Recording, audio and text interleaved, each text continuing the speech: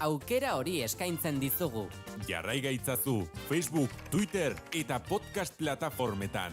Musika, kultura, kirolak, informazioa eta askoz ere gehiago topa dezakezu gureetan. Jarraitu gure Twitterreko kontua eta sakatu Facebookeko orrialdean agertzen zaizun atsegindut botoia. Naiz irratia, sare sozialetan.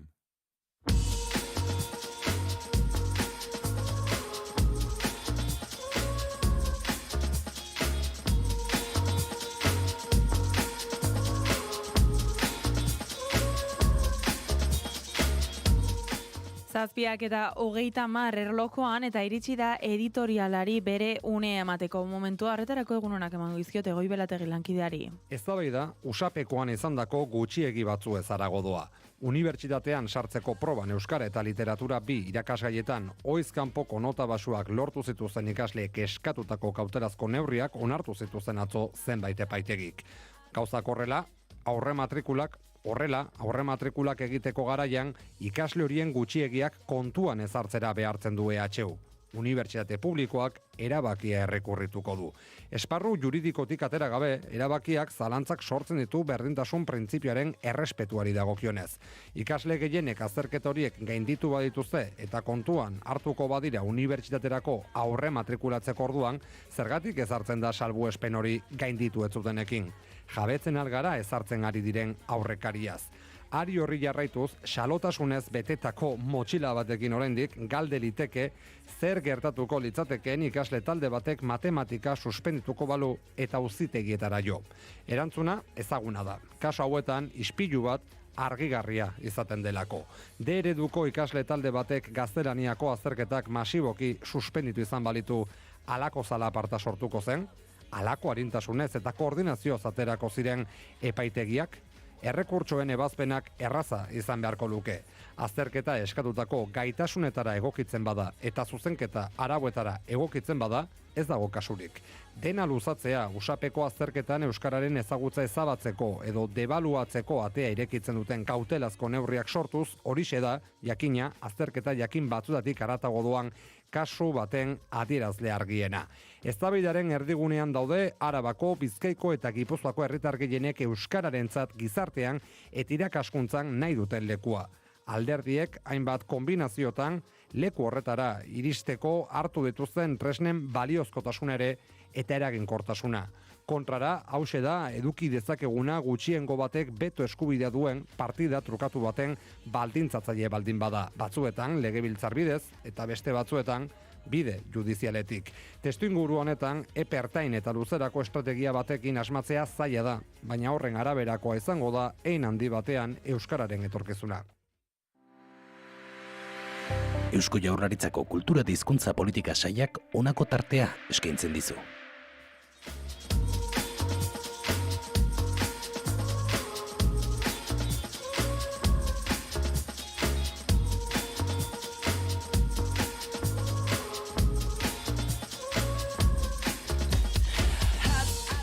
Eta behin editoriala entzunda iritsi da azalen errepasoa egiteko unea eta etxetik hasiko gara, izan ere Garak Santurtziko gaztearen heriotzaren inguruko zalantzak ekarri ditu azalera. Anderen familiak gertatutako argitzeko eskatu du eta heriotzaren ziurtagiriaren arabera gaztea 2 orduz lurrean eskuburruinekin lotuta egon ostean hiltzen bero kolpe batek emanda. Argazkian berriz Iruñan memoria historikoarekin lotutako une hunkigarri bat ekarri dute, frankistek fusilatutako Ramon Bengarai, Dionisio Gutierrez eta Epifanio Osororen gorpuzkiak senide itzuli dizkete 9 hamarkaden ondoren. Bestalde berriak EHUren eta auzitegien arteko auzian nabarmendu du. Unibertsitateak erantzun du ezin duela euskarazko notekin salbuespenik egin matrikulazio prozesuan. Auzitegiek nota hoiek ez kontuan hartzeko eskatu dute hainbat ikasleen kasuan, baina EHU kelegita aurkeztuko du berdintasun printzipioa urratuko litzatekeela argudiatuta. Argazkian gastronomiaren aitortza emakumei, mantalak eta berriak lehen aldiz banatu dituzte, mamia sariak euskal emakume gastronomiari egindako ekarpena aitortzeko. Deiak bestalde Moncloaren asmoa azpimarratu du, erregaien prezioen egoera kontrolatua bultzatzea laguntza fiskalak pixkanaka murriztuz urrira arte. Aldi berean Imanol Pradalesek Pedro Sánchezi aurkeztutako 32 neurriak ere aipatzen ditu besteak beste elikagaien bezagisteko proposamena. Argazkian Eusko Jaurlaritza prestatzen ari den 2026-30 segurtasun integraleko plana ekarri dute. Atzo egin zuten simulakroa mehatxu hibridoi aurre egiteko eta erantzunak aurreikusteko estrategia izango dela nabarmendu du egunkariak. Bestalde, Noticias de Gipuzkoaren zahartzeari erreparatu dio, izan ere atzo Eustaten aurreikuspenen arabera, Astigarraga eta Ordizia izango dira 2035ean 15 urtetik berakoen proportzio handiena izango duen udalerria, Donostia berriz 75 urtetik gorako biztanle gehien izango dituen hiriburua izaten jarraituko du. Argazkian Donostiako mini estadio berritua urtebete ez itxita egon ondoren, eraberritutako kirol instalazioak ateak ireki ditu. Diario de Noticiasek Navarreriako harrapaketa tragikoaren ikerketari heldu dio. Ez beharra eragin zuen kamioak duela 3 hilabete ITV-ak atxlarririk gabe gaindituzuela dio eta gidarriaren erantzukizuna oraindik peritu txosten mekanikoaren zain dagoela gaineratzen du. Argazkian Nafarroak Txinako inbertsioari erakutsitako industria sarea. Lithium enpresako ordezkariek Foru komunitateko enpresa eta hornitzaile posibleak ezagutu dituzte iragarritako 400 milioi euroko inbertsioaren arira. Bestalde, Diario de Navarrak Leire auzia jarri du lehen horrian, auziko epaileak Sebiko presidente eta beste 24 pertsona inputatu ditu, espediente publikoen ustezko iruzurrak ikertzen ari den auzian. Inputatuen artean Nafarroko hainbat arduradun ere badaude. Argazkian Iruñeko Aquabox eraikinaren etorkizuna ageri da. Eta amaitzen joateko Bozento taldea, Elkorreok auzitegiek euskarazko pau azterketa gainditu ez zuten hainbat ikasleri arrazoi eman dietela nabarmendu du. Argazkian berriz, Jose Luis Rodríguez Zapateroren idazkari izandako Gertrudis Alcázar agertzen da, plus ultra auziaren arira senatuan deklaratu zuen atzo. Eta bukatzeko El Diario Baskoek ere Gipuzkoaren bilakaera demografiko hartu du izpide, eta argazkian Ordizian bizi den Erik Gomez Venezuelarra ageri da. Duela urtebete iritsi zen Euskal Herrira, eta Espainiako gobernuaren erregularizazio bereziari esker, egoera administratiboa lortu duten 1 milioi migratzailetako bat dela kontatzen dugunkariak.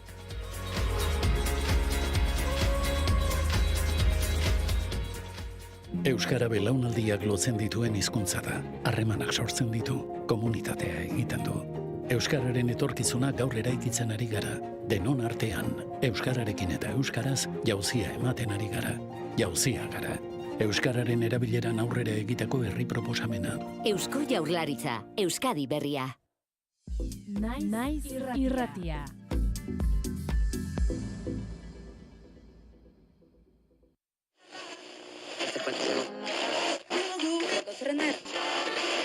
Ez dara konturatzen, iaia, noiz datorren aldaketa, bateria batetik, organiko gotik, elektronikora pasatzen dira. Eguerditan irekitzen dugu musikariako mikrofonoa.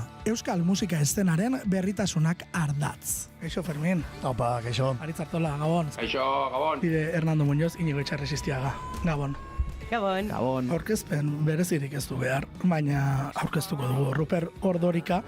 Hemen daukagu gurekin. Gabon, Ruper, zer moduz? Ondo, eskarrik asko. Josune Arakistain, eguerdion. Kaixo, eguerdion. Zer moduz zaude? Osondo? Bai.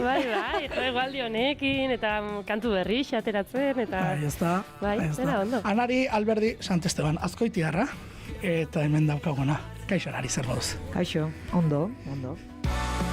Eta gauero, 10:00 aurrera, musikarien lanei behar duten tartea eskaintzen diegu. Musikaria, egunero, eguerdiko 12 eta laurdenetan, eta gaueko 10:00. Naiz irratia.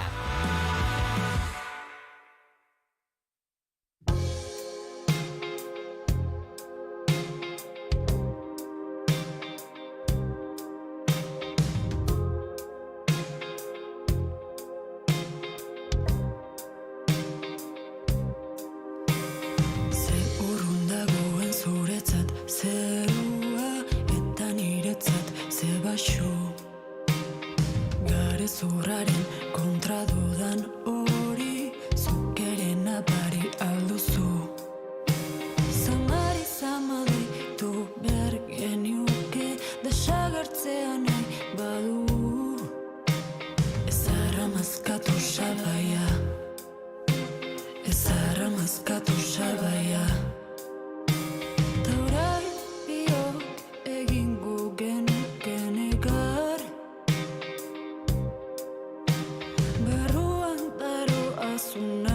salduzu behar. Ta orain biak egingo genuken ekor. Ta orain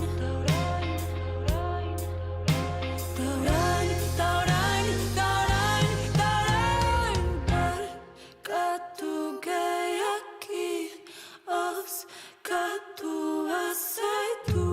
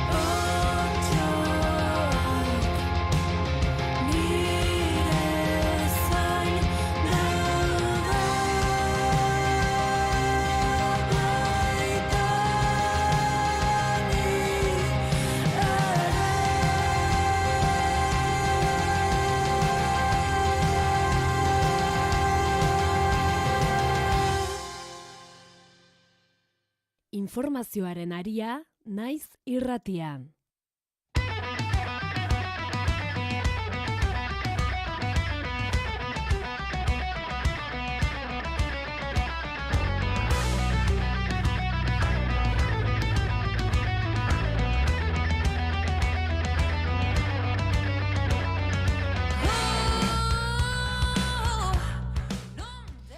Zazpiak eta 43 erlojuan, eta aste batzuk eta gero bueltatu naiz nire tertuliara, eta enago bakarrik nirekin dauzkat Julen Egoiburu eta Iker Gurrutxaga egunon. Egunon. Zer modu zaudete? Ondo. Logurez. Logurez, bueno, aste arte da gaur, ez? Bai. Ja, nik beti esaten dut aste artean niretzako dela astelena. Eta nahiko gorra egiten zait bultatzen. Niretzako asteko eguneko kerrena. Bai, ez da? Niretzat ere. Uste dut badela zerbait. Bai, normalin redakzioan aste arteak partekatzen ditu egun txar bezala. Bai. Ez du ni atzo, ez da izarretan joanetzen etxera. Oraindik Orioko festak. Bai, azken gaua. Atzo izan zen, edo gaur? Gaua azkena, gaur eguna. Gaur, egiten. Iaz asmatu zuten begira, izialde taldekoek eta ikastetxek eta elkarlanen eginda. Nolako den kontua, askotan zenbat diru gastatzen den gauzetan eta zenbat kostatzen diren gauzak ondo ateratzea eta arrakasta neurtzen da parte hartzearen edo jendearen baitan. Eta holako formula bat asmatu zuten, erronka bat zen, taldeka egin. Taldeak gainera ez dituzte parteidek egiten, baizik eta antolatzaileek egiten dituzte. Oda, zuk izena bat eduzu eta kitxo. Uste dut binaka daukazula hor bai. Oda, bakarrik ez duenak nahi egon binaka egoteko aukera dut, hortaz pakean doaz. Baina goizean hasi eta bazkaldo eta guzti, iluntzak arte, aktivitate ezberdinak, ekintza ezberdinak egite dituzte. Eta sekulako errakazta izan zuen iaz. Pasada zen, gozada zen ikustea. Hori, gauza gutxirekin zenbat egin daiteken erakusten zen. Eta urte justu herrian, eta nik uste dut, Euskal Herrian gertatzen ari dela, parte hartzearen kontua, hau da, geroz eta gehiago ordaindu eta eseri eta eman diezatela.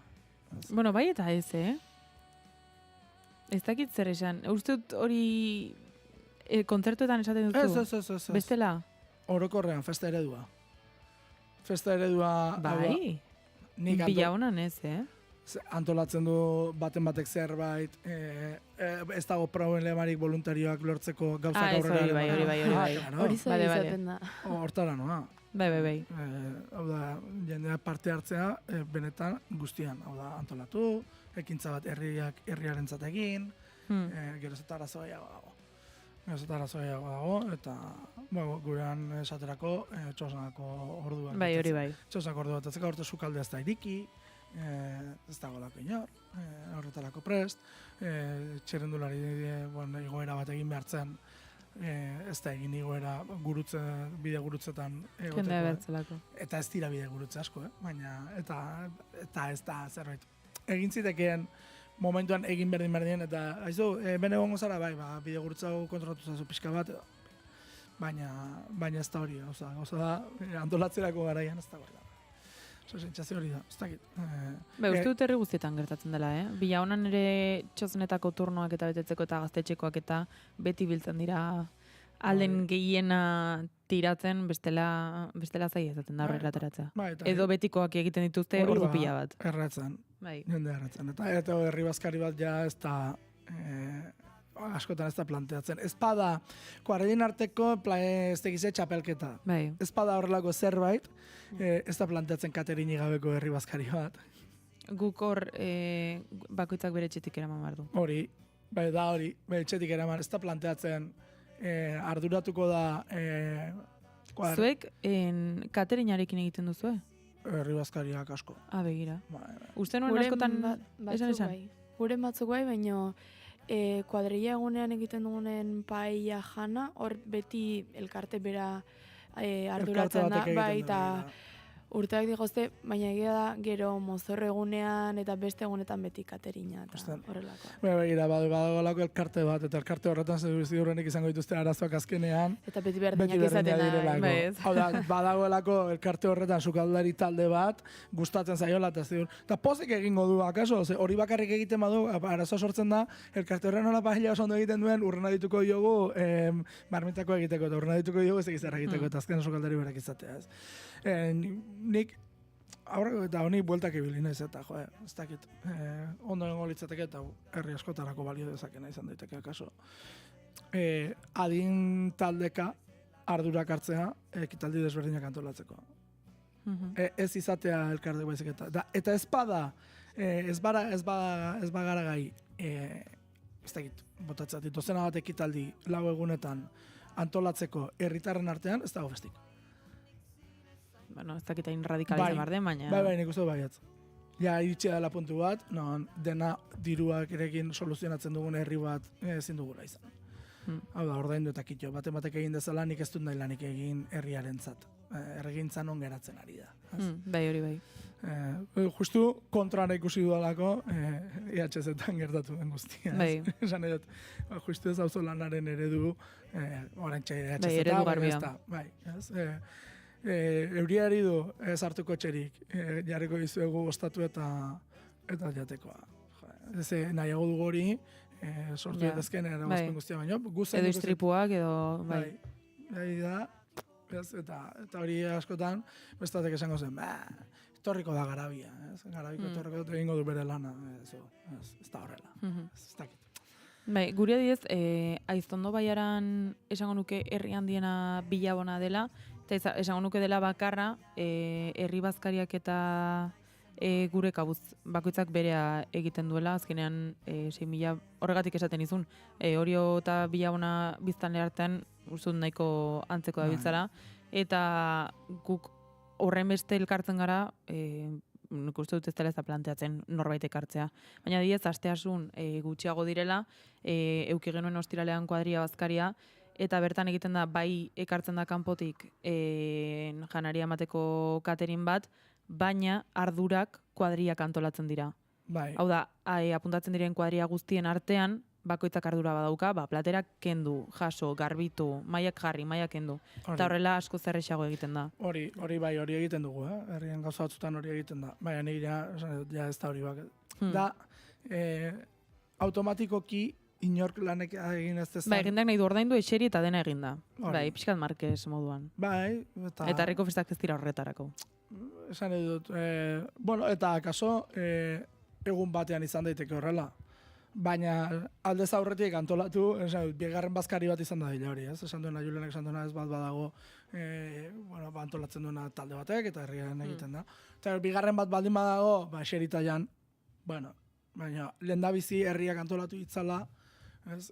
Hainbeste gauz ez dakit. Edo, urteka bintzat antolatzen duen pertsona hori aldatzen, Juan. Bai, ardura, eta esan duena, eta ez badago inor, ez da egiten. Eta, zergatik ez da egiten, ez dagoelako inor, zuk egin nahi duzu, bestentzako lan, ez da, beste bat ez zergatik egin behar duzuretzako lan, ez? Betiko, ez dago inor, ez kexatu, hau da, ez dago inor. Bai, nik hor esango dut, nire aldetik ere beti esaten dut, herriko festetan alko nuke asko zeiago egin. Ni, gainera, horrelakotan askotan esaten dut, ni izan naiz kamarera, eta orduan txoznako turno bat hartzea, ez zaite zer kostatzen. Gauza izan zen, hartu nuela urte batean, herriko plazan txoznako turno okerrena, 4 ordu, eta Sutagar kontzertuarekin. Ondo? Horren beste jende, horren gaizki pasa nuen esan nuela, bat eta nahikoa. Kontzertu pasazenik ere ez zinen kontu. Ez, enekin ez da zintzegoen momentu horretan, holtzan, ez ze kantatzen ari, enintzen ezertatzen konturatu. Txosan lanean geratu gabe, klaro. Izan zen, horren traumatikoa esan nuela, barkatu baino, bat eta bakarra, hemendik aurrera gaztetxe barruan. Bai, ez ulertzen. Bai, baina, egia da, jendea behar dela eta alden neurrian lagundu behar dugula. Eta errelegoa ematen ikasteko transmisioa. Nik uste dut hori ere badela horregatik ez. Nik ez dakit. Festa ereduaren zer hori. Festa eredua badirudiela dena dela. Bat ematek egin du magiaz sortu da hau. Eta, ez dakit, bestela zuen herritan ekitalde parte hartzaileak, esan dut, badaude, ekintzak non herriak parte hartu behar duen aurrera izateko. Zuk esan duzu mozorroena esaterako zuek baduzu hori.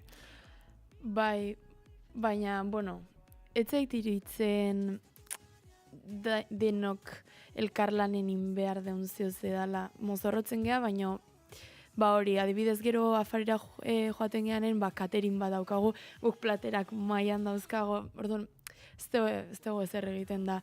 Ez daude horrelako, egiten diren ekintza guztia festetan, hori, elkarte txikik antolatzen dituztenak. Eta egia da beti berdinak direla. Hori, paian gertatzen den bezala. Bero, mozorren esatarako desfile bat edo zerbait badago? Ez. Ez duzu ezer egiten? Jendea ez delako animatzen. Begira. Hori da, arazoa. Agian udaletxe jartzen du. Goizeko, eguardiko ordu batean, mozorro desfilea edo mozorro topaketa plazan. Jendea zazaltzen. Hor zer egin behar da, hori ez bada aurrera ateratzen ez dago afaririk. Claro? Enuki nahi Iker Gurutxaga nire herriko alkate. Socorro. Baina da azkenean, mozorro egun bada, ez? Nondik doan badakit, baina hain erradikala izatea ez dakit banik. Baina ez dago afaririk, hau da, gero, ala ere jendeak ziur jatetxetan afaltzen bokatuko loka dela jendeak, Bai. Zan nahi dut. Bai, erakutsi ze herri mota garen. Hau da, ze askotan esaten dugu, herri parte hartzailea, ez dakize, bat bestea, hau abetetzen zaigu, gero ez gara gai. Gurean badaude parte hartzeko gauzak. Bai, eta gurean askotan izaten da, ekitaldiaren, araberakoa izaten da. Adibidez, Santanan beti egiten da desfile bat urtean jarritako gai batekin edo, eta bertan jendeaz badagertzen, klaro, konpartxa ez dago. Eta egisango nuke, deixente herritarra animatzen direla horretara. Baina gero adibidez, gaztegunean baltsajetxera egiten denean errekatik. Hori marabila dirutze zaidala. Bai, baina flipatzen, bilagonan. Bai, baltsajetxera errekatik egoten dela metro bat ur gehiago ez. Hori ba, a ver. Eta erreka papelera batetik dator. Oda, bai, kontuan hartzeko gauza dira. Baina Lazkako urak ere iristen dira. Bai. Zenbat pertsonak hartuko dute parte? 10, 15. Berez gutxi da oso. Baina, bueno, askotan izaten da... Eta ikusten zen bat. Ez asko, familia. Hau da, nire ama... Ez batzuetan izaten delako, batzuk parte hartzen da ez da ikusten. Ez da... Guren ideazabalen hori ari da gertatzen damorradarekin. Gurean ere. Inork ez du parte hartzen, eta gehienak hori baldin bada... arratsaldeko 8 terditan, denok nahi deu poteatzen egon da bernatan, eta ez, 2 ordu tamborra jotzen kaletik kristonotzakin ze ideazabalen festak otxai hasieran dira. Ostras. Otza egiten du. Orduan denok nahi dugu ondo pasa, eta pena da, azkenen galduin bar da, eta nik ezakit urrengo urte ningo dan berriro, eta pena da, baina... Bai, bilatu behar da, tamborra da poteatuz. Paradakin taberna arazoa, gurea... Hori egiten, herri batzutan horrela egiten da, baina da hori, azkenean, bueno, herriak zer nahi du, poteatu. Baina nahi dugu, tamborra da mantendu. Bueno, tamborradarekin poteatu. Esan nahi dut. Bai, horrelako bat... Soluzioak bilatu behar. Karo, gero betiko izango da, egongo da puristaren bat, izango dena hori ezin dela egin, hori ez dela tamborra da, bueno, ados. Baina evoluzionatu da la hil, horrez dago. Bezuk esan duzu, poteatzea gustatzegu. Berotan egote gustatzen, hombre, taberna horren tamborra da, kaso hori gehitxo izan daiteke. Baina tamborra poteatu ez dakit. Baina, bai, guibil ginen planteatzen, igual, beste modu batera egitea, geratzen oso luzea. Eta ibilbide gehiena da... Eta 2 ordu luzea iruditzen zaizu, hori... Baina, ibilbide gehiena delako, inor ez dagoen kaleetan, ez dago ikuslerik, kale nagusia pasatzen dezu, eta gero ja ez dago ezer, eta horrekatik oso luzea egiten da. Barra mobila, hau da, batzuk arduratu behar dute, barra eramateaz, eta beste batzuk, tamborra... Bilaunan piskatore egiten da eta ala ere, Bilaunan horrelako gauzak egiten dira eta ala ere. Claro. Baina jendeari, bilaunako arazoa da, jendeari perez ematen diola entzaiotara joatea. Hori da beste, hori herri guztietako. Ze gainera, bilaunako festak izaten dira uztaila amaieran, eta claro, aurretik dago zerbeza feria, aurretik dago eguraldi ona, jendeak nahi ditu planak egin, joan zu atxaldeko 6-tan, entzaiotzera, Gure herrian horten berreskuratu egin dute gazteek tamborra da. Horten, eta gaina festetako eguneak aurreratu dituzte horregatik besteak beste. Izan da, mozorrotutako tamborra da bat, ez tira asko atera, ez izan baziren, 50 bat. Bueno, oso ondo pasa dute, eta berreskuratu dute zerbait. Eta gainera, entxatzeko garaian, eta bai uste jarritela, ez da izan bat egun jarri, eta 3 egunetan agertuta nahikoa zela. Hortaz, bueno, behintzat 3 entxagokin. Ala nola aterako zen, bueno, bai, baina behintzat saiakera bat egin da, pauso bat eman da, eta berreskuratu da zerbait, ez? Ez dakit, eta gero jende ikusten da gontzen. Ze, karo, gero hori beteko da. Gero hori behin jamartxan dartzen dena, jende pozek hartzen ditu gauza. Bai, noski baietz. Bai. Kostatzen dena da, ez, askotan. Bai, martxan jartze hori. Nezakit, gaurkoan kanta batek ari guzu, horrekin amaituko dugu? Bai, Anetxegoienek kantu berri bat atera du, irailean diskoa dakar, eta gainera, ulertzen dudanez, ja preste egongo da elkarrezketak euskaraz emateko. Begira? Bai, ikasi du, ikasi, lanik ere bazekien, ja uste dut hartu duela konfiantza nahikoa euskaraz emateko elkarrezketak. Hortaz, irailean akaso izango dugu hemen, ikusiko dugu. Kanta izena du, baina kanta K eta Z. Idatzita, modu berezin idatzita, eta kantu horrekin. Horrekin amaituko dugu, bihar arte. Aio. Canta, canta, canta, canta tú. Canta, canta, canta, canta tú. Noi avem a nostra lingua, noi mai un la capiaremo, da voi a nostra zidellina, da voi sempre per la vita. Aven ancora questo terro, che comparten come un tesoro. Evite ma quand dehors moi chouroise, les orgueils bien d'un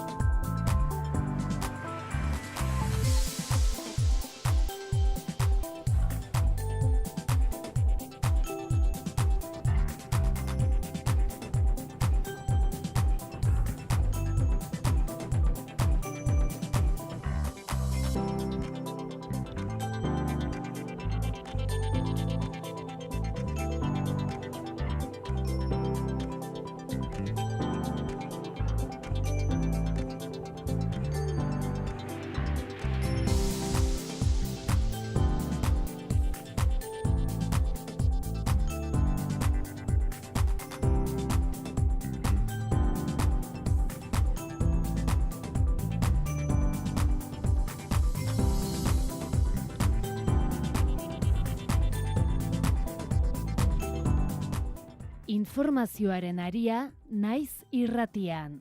Oinatz Aizpuru. Egunon guztioi eta ongi etorri gaur hilak 30, berandu baina seguru. Gaurkoan Samartzia, Leguna eta Irunen hain zuzen ere egun haundia. 30 urte pasarren, oraindik ere kantinera soilik emakumeak parte hartzera gonbidatzen dituzten, alarde baztertzailea batetik eta bestetik alarde parekidea bata eta bestea martxan une batetik bestera, eta esan gaur horri buruz hitz egingo dugula, eta horrekin hain zuzen alarde parekidearekin konexio egoteko moduan egongo garela 9:30 inguruan. Bestalde, ia 80 urte igaro ondoren, Ramon Bengarai, Dionisio Gutierrez eta Epifanio Soro frankismoaren biktimen gorpuzkiak senide itzuli dizkiete Iruñean egin den ekitaldi hunkigarri batean. Iraia Kanbra, egunon. Egunon oinatz eta egunon entzulei, 3 DNA bidez identifikatu dituzte eta gorpuzkiak 36ko gerrako biktimen panteoian eman dizkiete familiei Iruñeko hilerrian. Ekitaldian, senidez gain memoria historikoaren aldeko elkarteetako ordezkariak Iruñeko udala, Nafarroko gobernua eta Nafarroko parlamentuko kideak izan dira.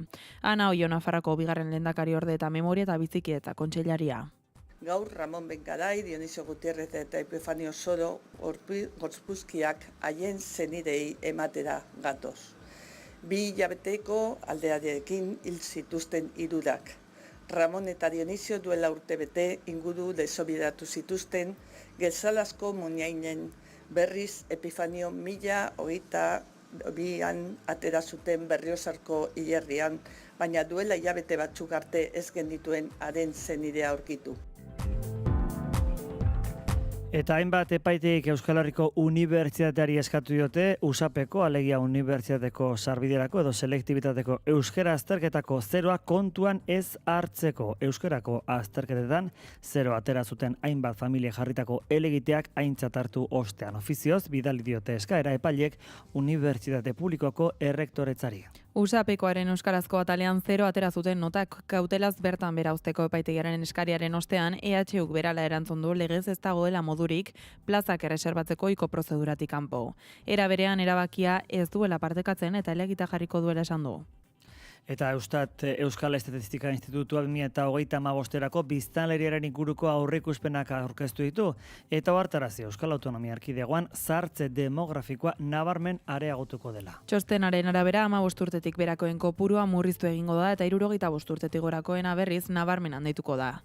Gaur egungo 24tik ia 29 egota. Zenbait eskualdetan ala nola Lea Artibain, Enkanterren edo Mendialdean 130tik gorakoa izango litzateke. Eta Venezuelako lanerako denbora agortzen ari da, dakizuenez 72 orduko bizi itxaropen hori dago muga jarria, praktikan edangabe bizi gaitezen denbora hori duela 6 egun herrialdea suntsitu eta astindu zuen 2 lurrikararen ondoren. Esan ere atzo gainera erreplika izan zera 4,6 graduko erreplika eta ikara zabaldu zen. Batez ere hondamendia gogorren jo duen La Guaira estatuan. Behin-behineko datuen arabera gutxienez 1719 pertsona hil dira, 5.000 zauritu baina gehiago daude eta milaka lagunek desagertuta jarraitzen dute hondakinen azpian.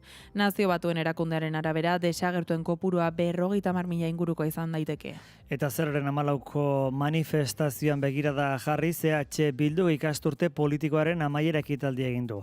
Arnaldo Otegi koordinatzaile nagusiak munduan indartzen ari diren joera autoritarioz ohartarazi du eta hoien aurrean Bilbo defendatu zuen burdinezko hesiaren metafora baliatuz itxaropenaren harresia erekitzeko deia egin du.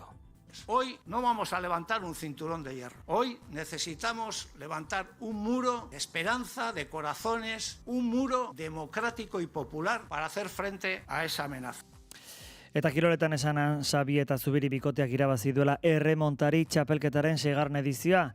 3 jokotan garaitu diete Aldaberi eta Barrenetxea laugarnari 12 eta 15, 15 eta 12 eta 8 eta 5. Bikote morari ondo aterazaio prestatutako estrategia eta sekulako txapela bereganatu dute EITB-en Zubiri bera. Txapelketa hasieran 2 favorito genitun aurretik, ligilan 2 irabazi duten eta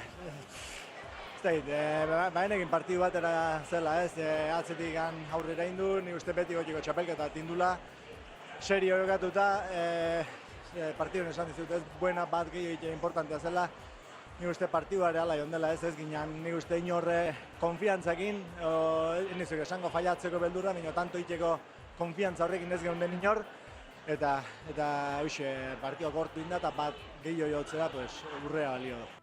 Eguraldia eta trafikoa naiz irratian. Errepietan orain iraia nabarmentzeko arazori balda.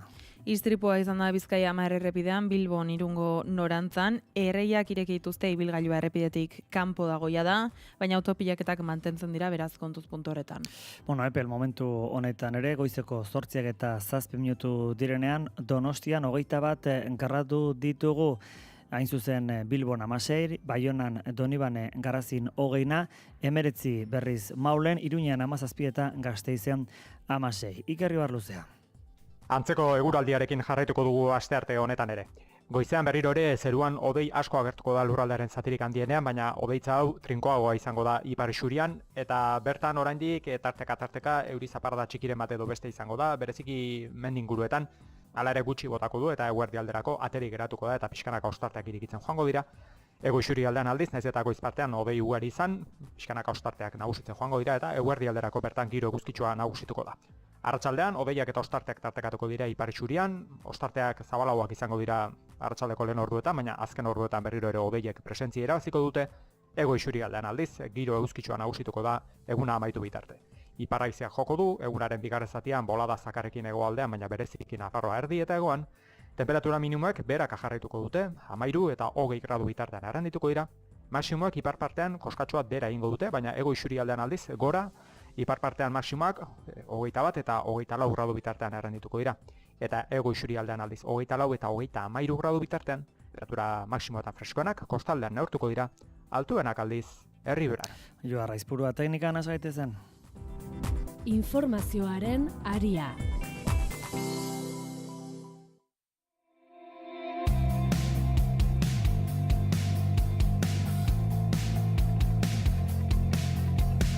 Selektibitateko azterketa eta zeroak ditugu ahotan, hainbat epaiteik orain Euskal Herriko Unibertsitatera eskatu baitiote USAPeko euskara azterketako zeroak kontuan ezartzeko. Euskarako azterketan zero atera zuten hainbat familia jarritako helegiteak honek aintzat hartu ondoren. Ofizioz bidali diote gainera eskaera epaileek Unibertsitate Publikoko errektoretzari. Egoi Belategi.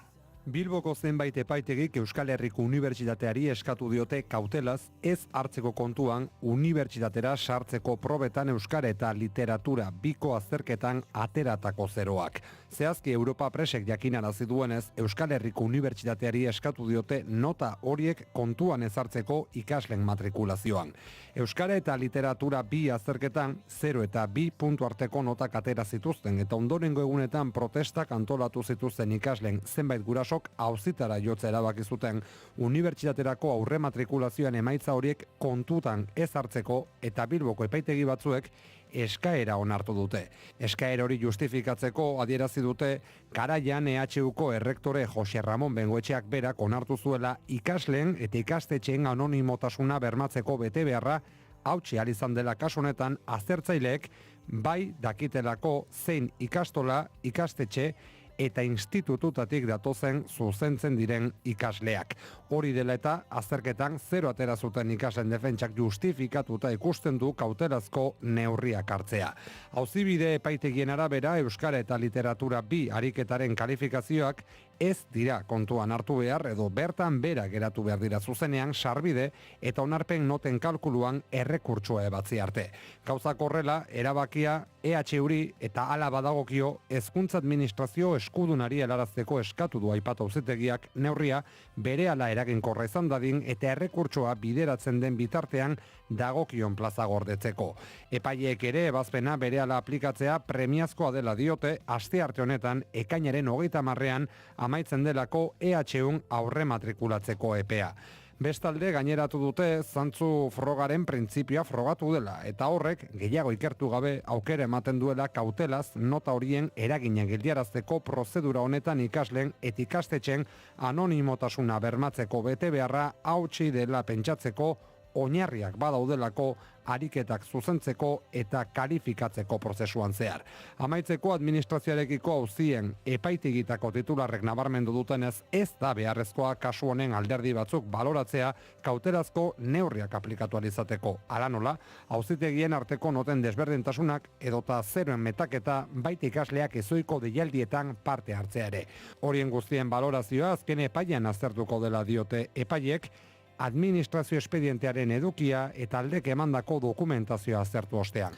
Euskarazko atalean zera atera zutenen nota kautelaz bertan bera usteko epaitegiaren erabakiaren ostean Euskal Herriko Unibertsitateak erantzun du legez ez dagoela modurik plazak erreserbatzeko ohiko prozedura batetik kanpo. Era berean, erabakia ez dutela partekatzen eta helegitea jarriko dutela aurreratu dute.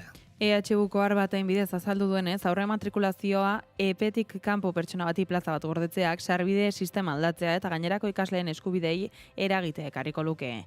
EHUren iritziz epaitegiak agindutako kautelazko neurriak aplikatzeak ondorio konponezinak eragin diezazkieke arau beraren arabera usap azterketa egin duten gainerako ikasle guztiei eta nabarmendu dutenez ikasle guzti hoien eskubideak ere babestu behar dira. Eta gaineratu du kautelazko neurri horren eraginez privilegio berezi emango dizkietela auzibide hartu duten ikasle bakanei.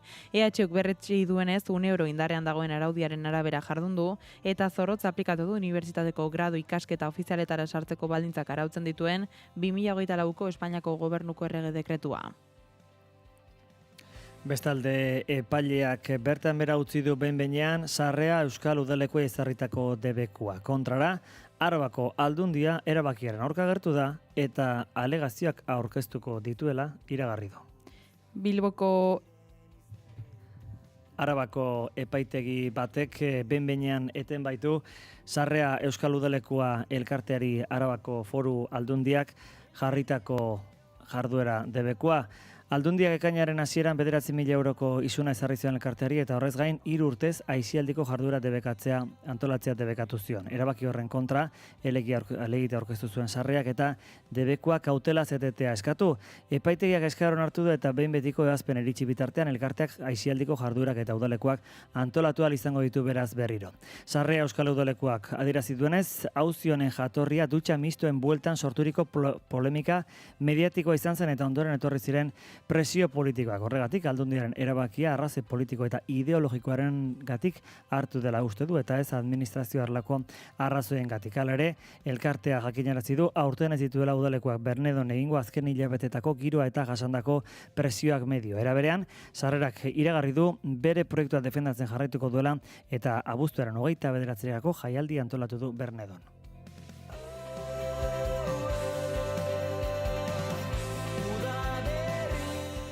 Así que ahora mismo nos toca esperar. Hala ere, Arabako Aldundia erabakiaren kontra agertu da eta alegazioak aurkeztuko dituela iragarri du Ana del Val kultura diputatua. Honek azaldu duenez, abokatuak dokumentazio guztia prestatzen ari dira Aldundiak ezarritako zigor hori betetzeko. Sarreran bestalde aipatu dizuegu nola Eustatek Bizkaia eta Gipuzkoako demografiaren inguruko nolabait irakurketa egin duela 2025 begira aurreikuspenak aurkeztu ditu eta hortarazi du nolabait Euskal Autonomia Erkidegoan zahartze demografikoa nabarmen areagotuko dela Iraia. Txostenaren arabera 15 urtetik berakoen kopurua murriztu egingo da eta 75 urtetik gorakoena berriz nabarmen handituko da. Gaur egungo 24tik ia 29 igota. Zenbait eskualdetan hala nola Lea Artibain, Enkanterrin edo Mendialdean 130tik gorakoa izango litzateke. Eustaten arabera Markina Ondarra eskualdean izango da biztanleria galduko duen bakarra datozen urteetan. Ondarroan adibidez, biztanleria 6 inguru jetxiko litzateke. Kontrara Gasteizek hazkunde nabarmena izango du. 2025erako 11.000 biztanle gehiago izango lituzke. Hau da 4,6ko igoera. Donostian eta Bilbon hazkunde txikiago aurre ikusten dira. Hala ere hiriburuetan hazkunde naturala negatiboa izango da. Hau da heriotzak, jaiotzak baina gehiago izango dira. Hutsune hori migrazio konpentsatuko dute eta horri esker biztanleria orokorra handituko da. Adin egiturari dagokionez aurren eta gazten kopura murriztuko da eta 75 urtetik gorakoen handitu. Donosti izango litzateke 2025ean zahartze handiena izango duen hiriburua eta ondoren etorriko lirateke Bilbo eta Gasteiz. Udalerri txiki eta ertainetan ere joera bera errepikatuko da. 73 udalerritik 15 soilik galduko lukete biztanleria eta hazkunde handiena Urduliz, Berango, Astigarraga eta Derion aurre ikusten da. Bestalde, Ondarroa eta Lekeitio izango lirateke zahartze tasarik handiena duten udalerriak 75 urtetik gorakoen proportzioa 134 inguruko izango bailitzateke 2035ean.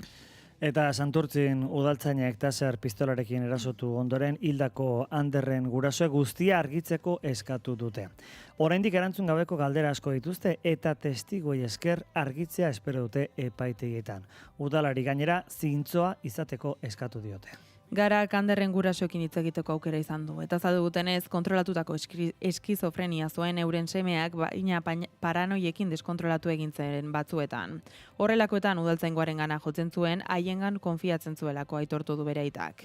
Pasaden asteko asteazkenean, udaltzaingoak taser pistolarekin geldiarazi eta 2 orduz eduki zuten eskuburdinak jarrita lurrean.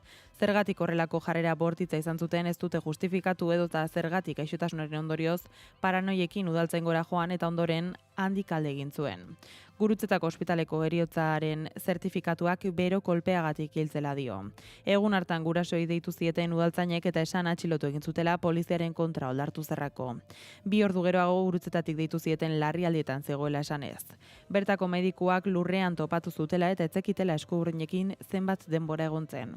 Gurasoek zerbait ez dela zuzena uste dute eta gertaturikoa argitzea eskatu dute. Familiak lortutako testigantzek ez dute bat egiten polizien sindikatuen eta udalaren bertsioarekin. Taser pistola erabili zutela beranduago jakin zuten 5 egunen ondoren. Udaltzaingora deitu zuten atxilotua zegoela esan ziotenean. Dirudi inolako eraso edo lapurtzeko intentziorik etzela egon, soilik 80 urteko agure bati makila kendu ziola polizien aurrean defendatzeko eta gurea lurrea erori zela. Poliziak 2 orduz lurrean eduki ondoren koman iritsi zen ospitalera eta ez zion bueltarik eman.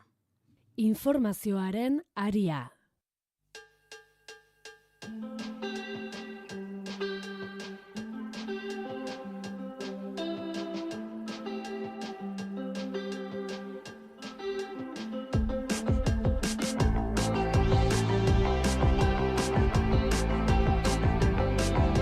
Eta ikasturte politikoa amaitzear, Euskal Herria Bilduk mai politikoa elkartu eta azken honen eta atornenaren inguruko balantzea egin du Arnaldo Otegi koordinatzaile nagusia bertan zela. Egoi Belategi.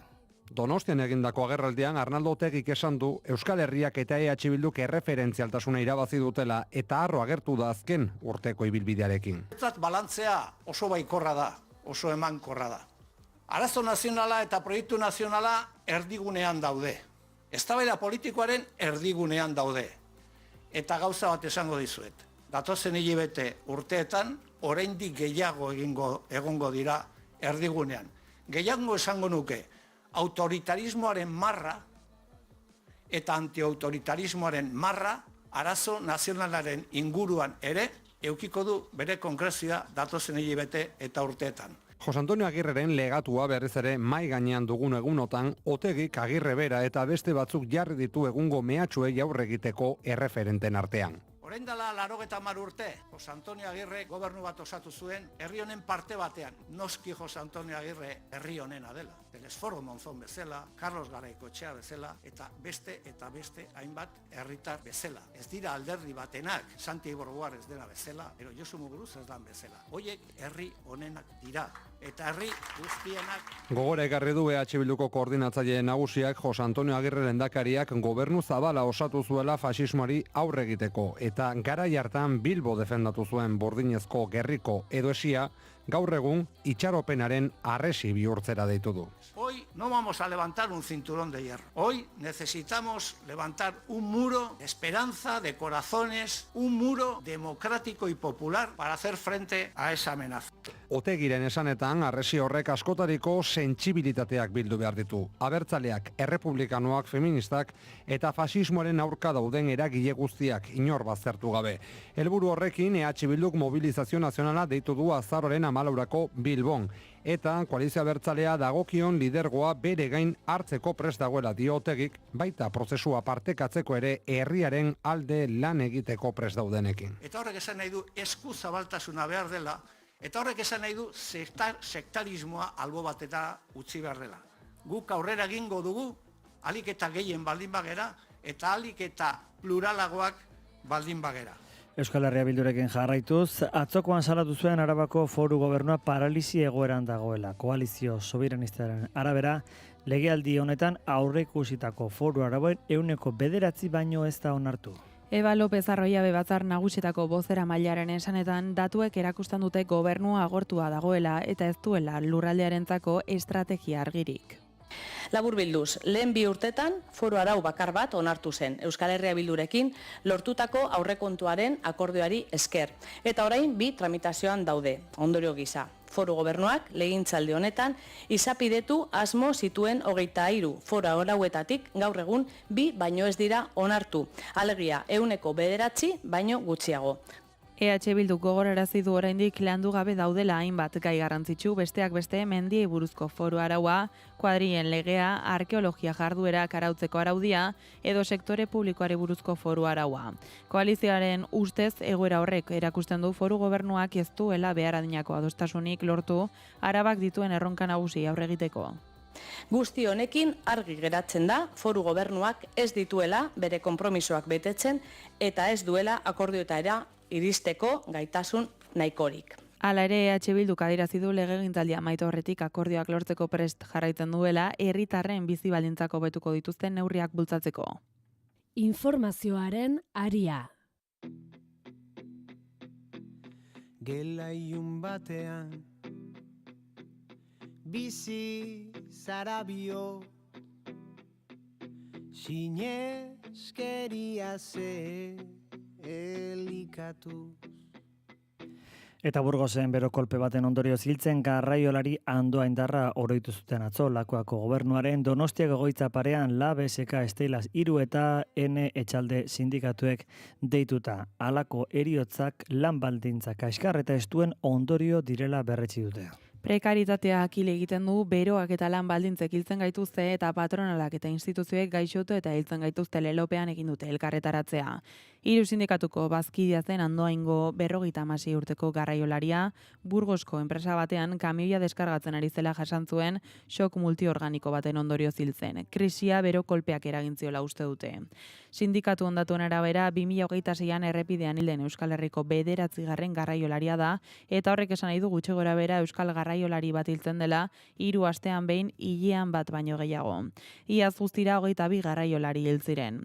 LABSK Esteilaz 3 eta N etxaldek gogoratu dute urteak daramatzatela horrelako ezbeharrak eta egoerak kasu askotan lan baldintza txarren ondorio direla salatzen. Besteak beste bezero enpresak eta presioak, lanaldi luzeak edota muturreko pisuak. Era berean garraioaren sektorean langileen adina ere aintzat hartzera ditu dute. Adin jakin batetik aurrera arriskuak biderkatzen direlako. Eta ia 9 hilabeteko grebaren ostean akordioa lortu dute Laudioko Maderas de Llodio enpresa batzordeak eta Garnika enpresako zuzendaritzak. Hitzarmena gaur sinatuko dute Arabako lan harremanen kontseiluan Prekon. Akordioak kaleratutako langile guztiak berriz onartzea eta enplegua mantentzeko konpromisoa jasotzen ditu. LAB sindikatuak azaldu duenez, berronartzeak gaur bertan hasi dira lanera itzuli nahi izan duten langileekin eta horrela behin betiko kaleratzeak saihestea lortu da. Langileek eta enpresa batzordeak Laudioko herriko plazan egin dute agerraldia, 284 eguneko borroka nabarmendu eta eskualde osoaren babesari eskerrak emateko. Haien esanetan borroka ez da soilik lantegiko lanpostuak defendatzeko izan, baita iaraldearen etorkizun industriala babesteko ere.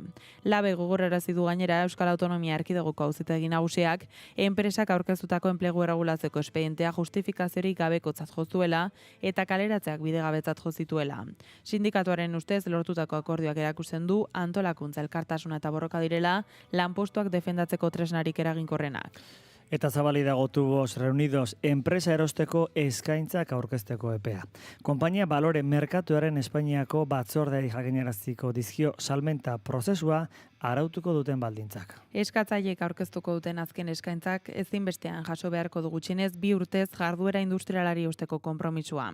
Horrez gain eskaintzak baloratzerakoan kontuan hartuko dira negoziazioen jarraipena bermatzeko gaitasuna, enplegua eta lan baldintzak mantentzeko proposamenak eta enpresaren zorraren zati bat bere gain hartzeko prestutasuna. Prozesua isilpekotasun hitzarmena sinatuta hasiko da. Ondoren interesdunek Amurreko lantegia bisitatzeko aukera izango dute eta irailaren 7 arte enpresaren informazio ekonomiko eta juridiko jasotzen duen datu gela virtualera sarbidea izango dute. Epe horretan Amurrio Trapagaran eta Iruña Aukako lantokietako langileen ordezkariekin gehienez 2 bilera egiteko aukera ere izango dute. Lehen eskaintza aurkeztu ondoren, finantza eta lege arloko xehetasunak aztertuko dira eta azken proposamena egingo da. Ondoren, konkurtso administrazioak eskaintza guztiak aztertu eta sailkatuko ditu. Azkenik, langileen ordezkariekin akordioa lortu zero, epaiaren baimena eskatuko da salerosketa gauzatzeko. Salmenta prozesuak Tubos Reunidosen enpresa nagusia ez ezik, taldeko gainerako sozietate nagusiak ere hartzen ditu barne. Eta Euskal Autonomia Erkidegoko auzitegi nagusiak atzera bota du ziden horrek aurkezturiko helegitea eta berretxe egin du amiantoaren eraginpean egon zen langile bati kalte ordaina emateko epaila 228.000 euro baino gehiago ordendu beharko dizkio abstetosia duen langile bati eta auzitegiak ziden horri ezarri dizkio prozesuko kostuak. Informazioaren aria.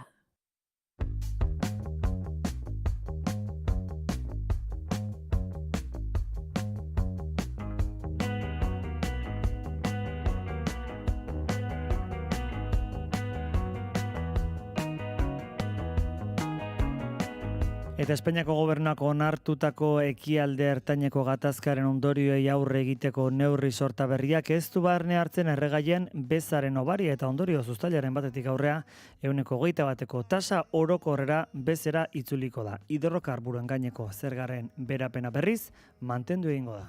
Brent upelaren prezioa azkar jetxi da gerra aurreko prezioetara Estatu Batuak eta Iranen arteko memorandum aularen ostean. Eta kontuan hartuta azken hilabetetan erregaiaren gaineko beza 10% egon dela, asteazken honetatik aurrera garestiagoa izango da diesel edo gasolina biltegia betetzea. Ikusteke ordea prezioa gerra aurreko mailara bueltatzen den edo garestiago mantendu. Va a continuar el alivio, el coste de la gasolina y del gasoil y lo vamos a ir adaptando a la normalización de los mercados internacionales, a la normalización de los precios del crudo para que los consumidores no noten un salto en los próximos meses. Carlos Cuerpo ekonomia ministroak azaldu duenez, babes fiskala hidrokarburoen zerga berezian gorpuztuko da hemendik aurrera eta uztailean litroko 15 zentimo, abuztuan litroko 10 zentimo eta irailean litroko 5 zentimo jaitsiko da. Urrian normaltasunera itzultzeko nazioartean erregaiaren prezioa maila berean apalduko delakoan. Bestalde sulfluvialaren aurkakoentzat isuna, Bilboko Bizkaiako Foru Aldundiko jauregian egindako protesta batean parte hartu zuten 7 lagun bakoitzari 600 euroko isuna ezarri dietelako. Sulfluviala ez plataformak uste du mugimenduaren kriminalizazio saiakera dela eta horregatik asteburu honetarako deituriko kanpaldian parte hartzera deitu ditu herritarrak. Protesta aurreren amasian egintzen jauregiko atarian, bertan parte hartzailetako batek bere buruak ateatu zuen eraikin barruan eta ertzainek identifikatu egin zuten. Isunak ezarri dizkiete orain, baina sulfluviala ez adirazi du isuna gora bera borrokan jarraituko duela proiektuaren aurka. Plataformaren arabera aldundiak berak onartzen du trafikoa 33 handituko dela. Gainera salatu dute 500.000 eurotik gorako inbertsioa garraio publikoan inbertitu beharrean, auto pribatuaren eredua indartzeko erabiliko dela. Horregatik asteburu honetan uztailaren 4 eta 5 Artazako parkean egingo duten kanpaldian parte hartzera ditu dituzte herritarrak. Informazioaren aria.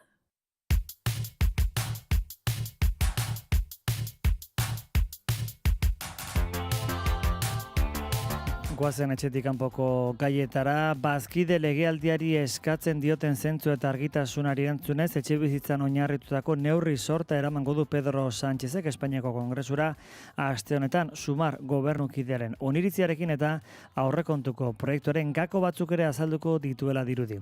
Gobernu eta bazkidea beti jomugan urrats bat arago joan da azken orduetan Pepeko Feijo, balizko hauteskunde iruzurra ere ohartaraziz, baina inolako frogari gabe. Temperatura gorenera helduko da asteazken honetako kongresuko saioan eta ez bakarrik Madrilen iragarrita dauden 40 graduak direla eta. Aquí hay una ingeniería electoral que consiste en un espacio muy corto de tiempo, en un año y medio, incrementar en 2,5 millones el número de personas con derecho a voto a través de una nacionalización y de un pasaporte español. Es radion egindako adierazpenetan hauteskunde ingenieritza kontzeptua baliatu du Alberto Núñez Feijóo PPko buruak Pedro Sánchez egotzitzaren aldeko bozkatzaileak fabrikatzea haren gobernu aurrera eraman duen migratzaileen erregularizazioaren bidez. 2,5 milioi lagunen kopurua aipatu du Feijóok, kalkuluen arabera 1,5 milioi direnean erregularizatutakoak. Oposizioko buruak dioenez erregularizatutako ez harago, beste 2,3 milioi migratzailek egin dute jada eskaria. Lo que hay detrás es un interés evidente de conseguir nuevos votantes. Como los votantes actuales pues no les salen las cuentas, vamos a ver si fabricando votantes me salen las cuentas.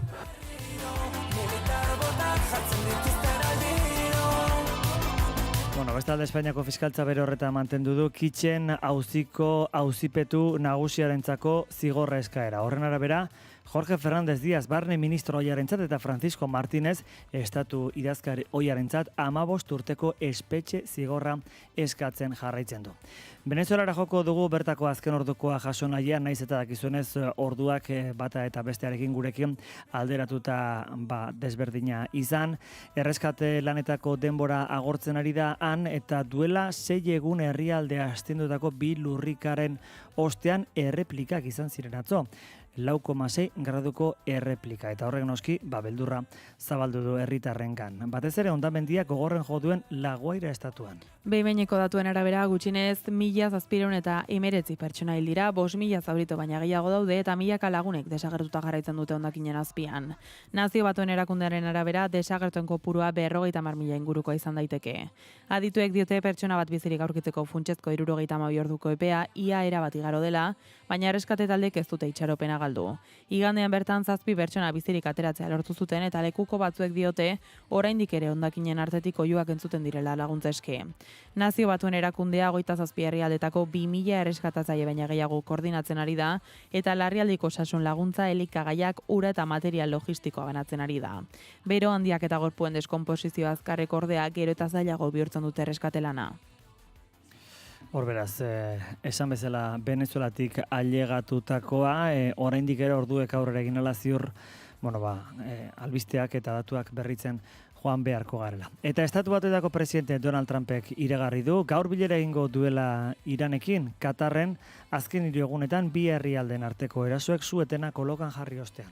Doing very well on that front, but the meeting in Doha is going to be perhaps important, perhaps not. We're going to find out. But we're winning militarily. It's almost won militarily, I would say. Hala ere, Irango atzerri ministerioak ukatu egin du Estatu Batuakekin inolako bilerarik egingo denik. Bai estatu ordea ordezkaritza bat bidali duela Katarrera, 2 aldeek sinatutako suetenaren memoranduma betetzen ari den aztertzeko. Bien bitartean tentsioak bere horretan jarraitzen du. Azken egunotan, Estatu Batuakek Irango hegoaldeko helburuak bombardatu dituzte eta Teheranek erantzun egin du Kubaiten eta Bahrainen dauden base Estatu Batuarren aurka. Eztabaidaren erdigunean dago Hormuzeko itsasartea. Iranek kontrolari eutsi nahi dio eta ohartarazi du Teheranen baimenik gabe itsasbideak berriro irekitzeko edozein saiakera are gehiago atzeratuko duela navigazio normala berrez hartzea. Bestalde gatazkak eskualde osoan izaten jarraitzen du eragina. Irakek iragarri du irailerako milizia armatuak desarmatu edo armak entregatu beharko dituztela.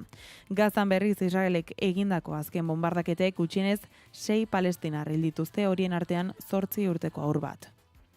Eta Keiko Fujimori izango da Peruko presidente berria. Hauteskundetako bigarren itzuliko boto zenbaketa amaitu da eta Perun eskuineko hautagaiak 50,1% babesa lortu du eta 59.000 boto inguruko aldearekin gailendu zaio ezkerreko hautagai Roberto Sánchezi. Hauteskunde emaitzak ordea ez dira polemikari gabe iritsi. Sánchezek ez du emaitza onartuko eta atzerrian emandako botoetan iruzurra egon dela salatu du, naiz etaren elegitea atzera bota duten.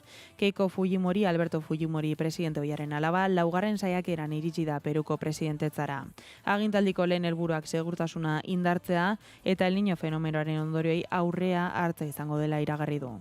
Sí, bueno, esta es la 4ª postulación. Creo que mi mensaje, sobre todo a los jóvenes, hay este refrán que dice a la tercera va la vencida.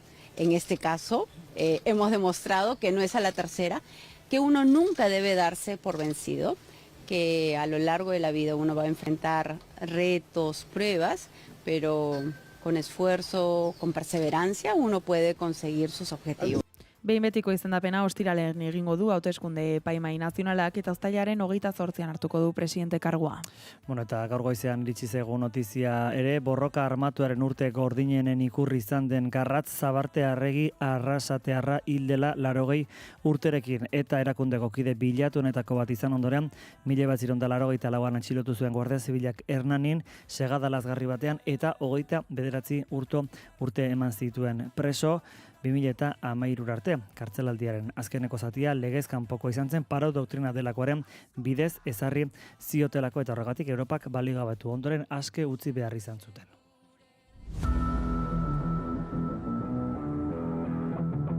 Kirol aria, naiz irratian.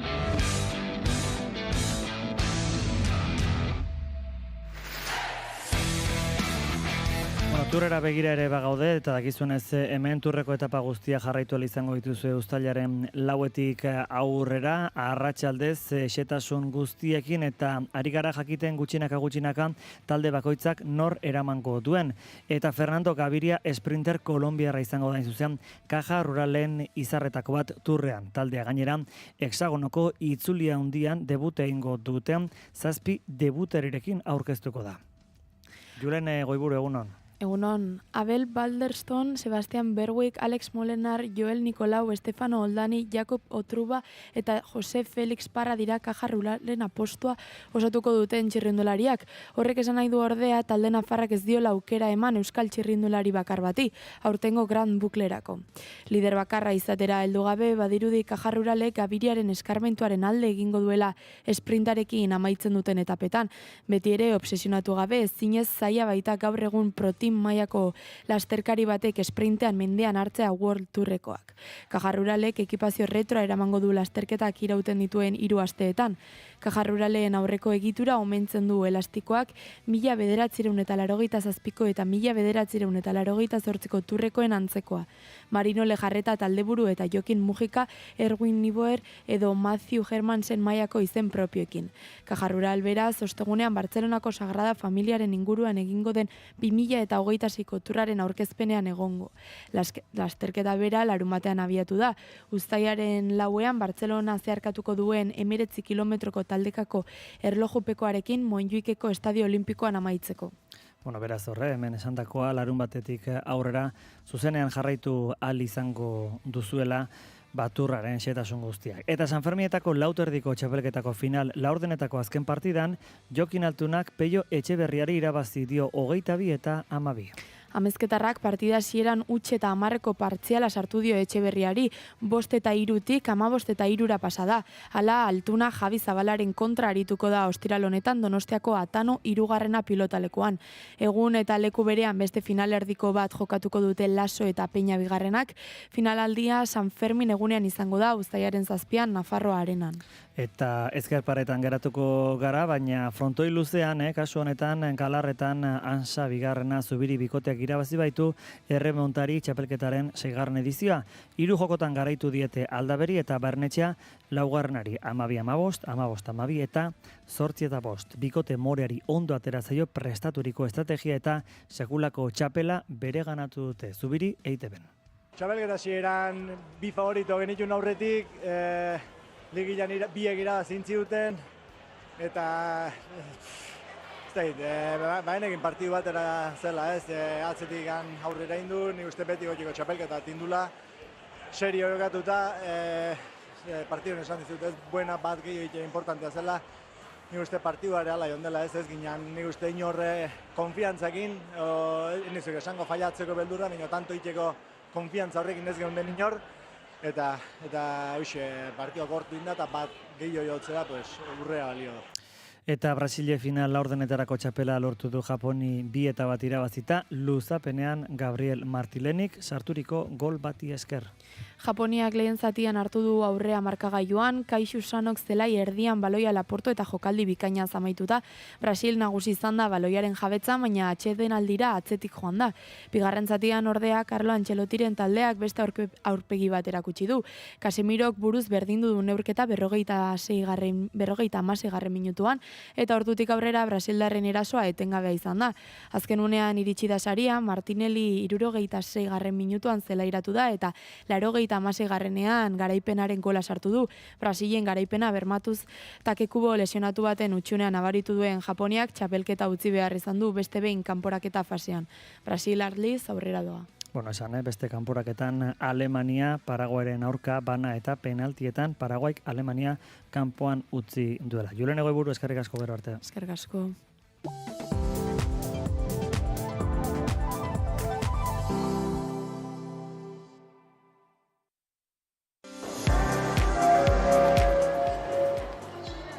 Aurtengo udan oporretara zurekin goaz, egin isele arpidetza naizen eta kabinako maleta bat edo motxila bat jasoko duzu opari.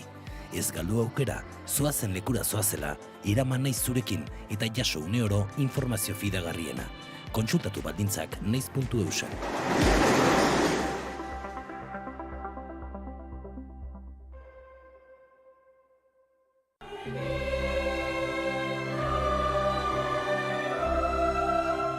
Enpresa errotua eta konprometitua.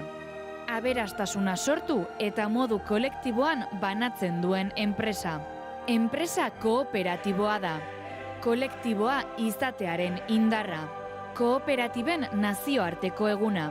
Euskadiko kooperatiben goren kontseilua.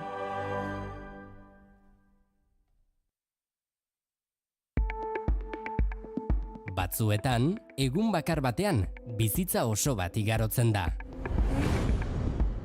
Informazioaren ariaren iluntzeko edizioan, egun amaitu aurretik jakin beharrekoak jasotzen ditugu. Astelehenetik ostiralera iluntzeko 8:00 informazioaren ariaren 3. edizioa. Naiz irratia. Naiz irratia. Zentzuz bidaiatzea gustoko duzu? Ala lekuz aldatzea bakarrik. Helmugara iristea nahiko ezpada zuretzat, ezagutu bidaiari, naizen hileroko aldizkari euskaraz. Istorio benetakoak, tokiko kulturak eta bihotzarekin egindako bidaiak. Mundua ezagutzeko modu berri bat.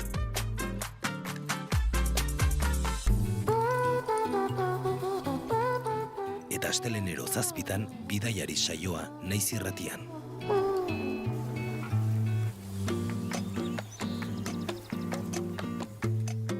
Bidaiari, lurralde berrietarakoaz.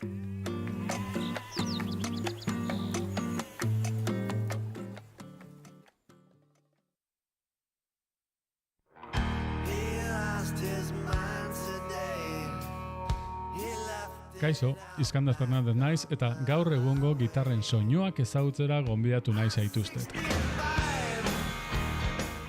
Orain entzuten, larun batero arratsaldeko 5:00 Naiz irratian, eta ondoren nahieran, webgunean eta podcast plataformetan. Eta saio honetan, gaur egungo musikan zentratuko bagara ere, noizbehinka, jarraian entzungo dugun klasikoak ere entzungo dituzu.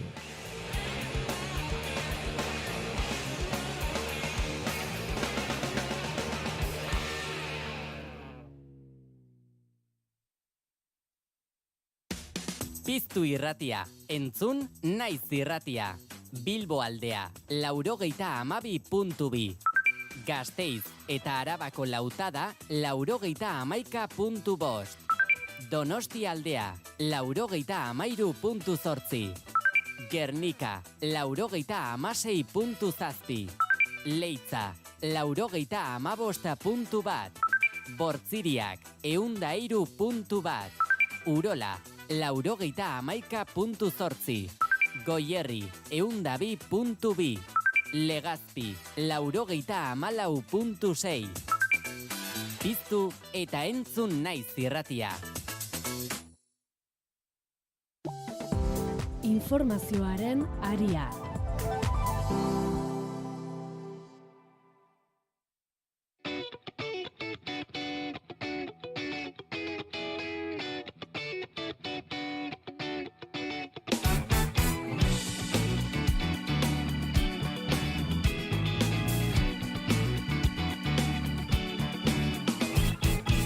Honda panoinu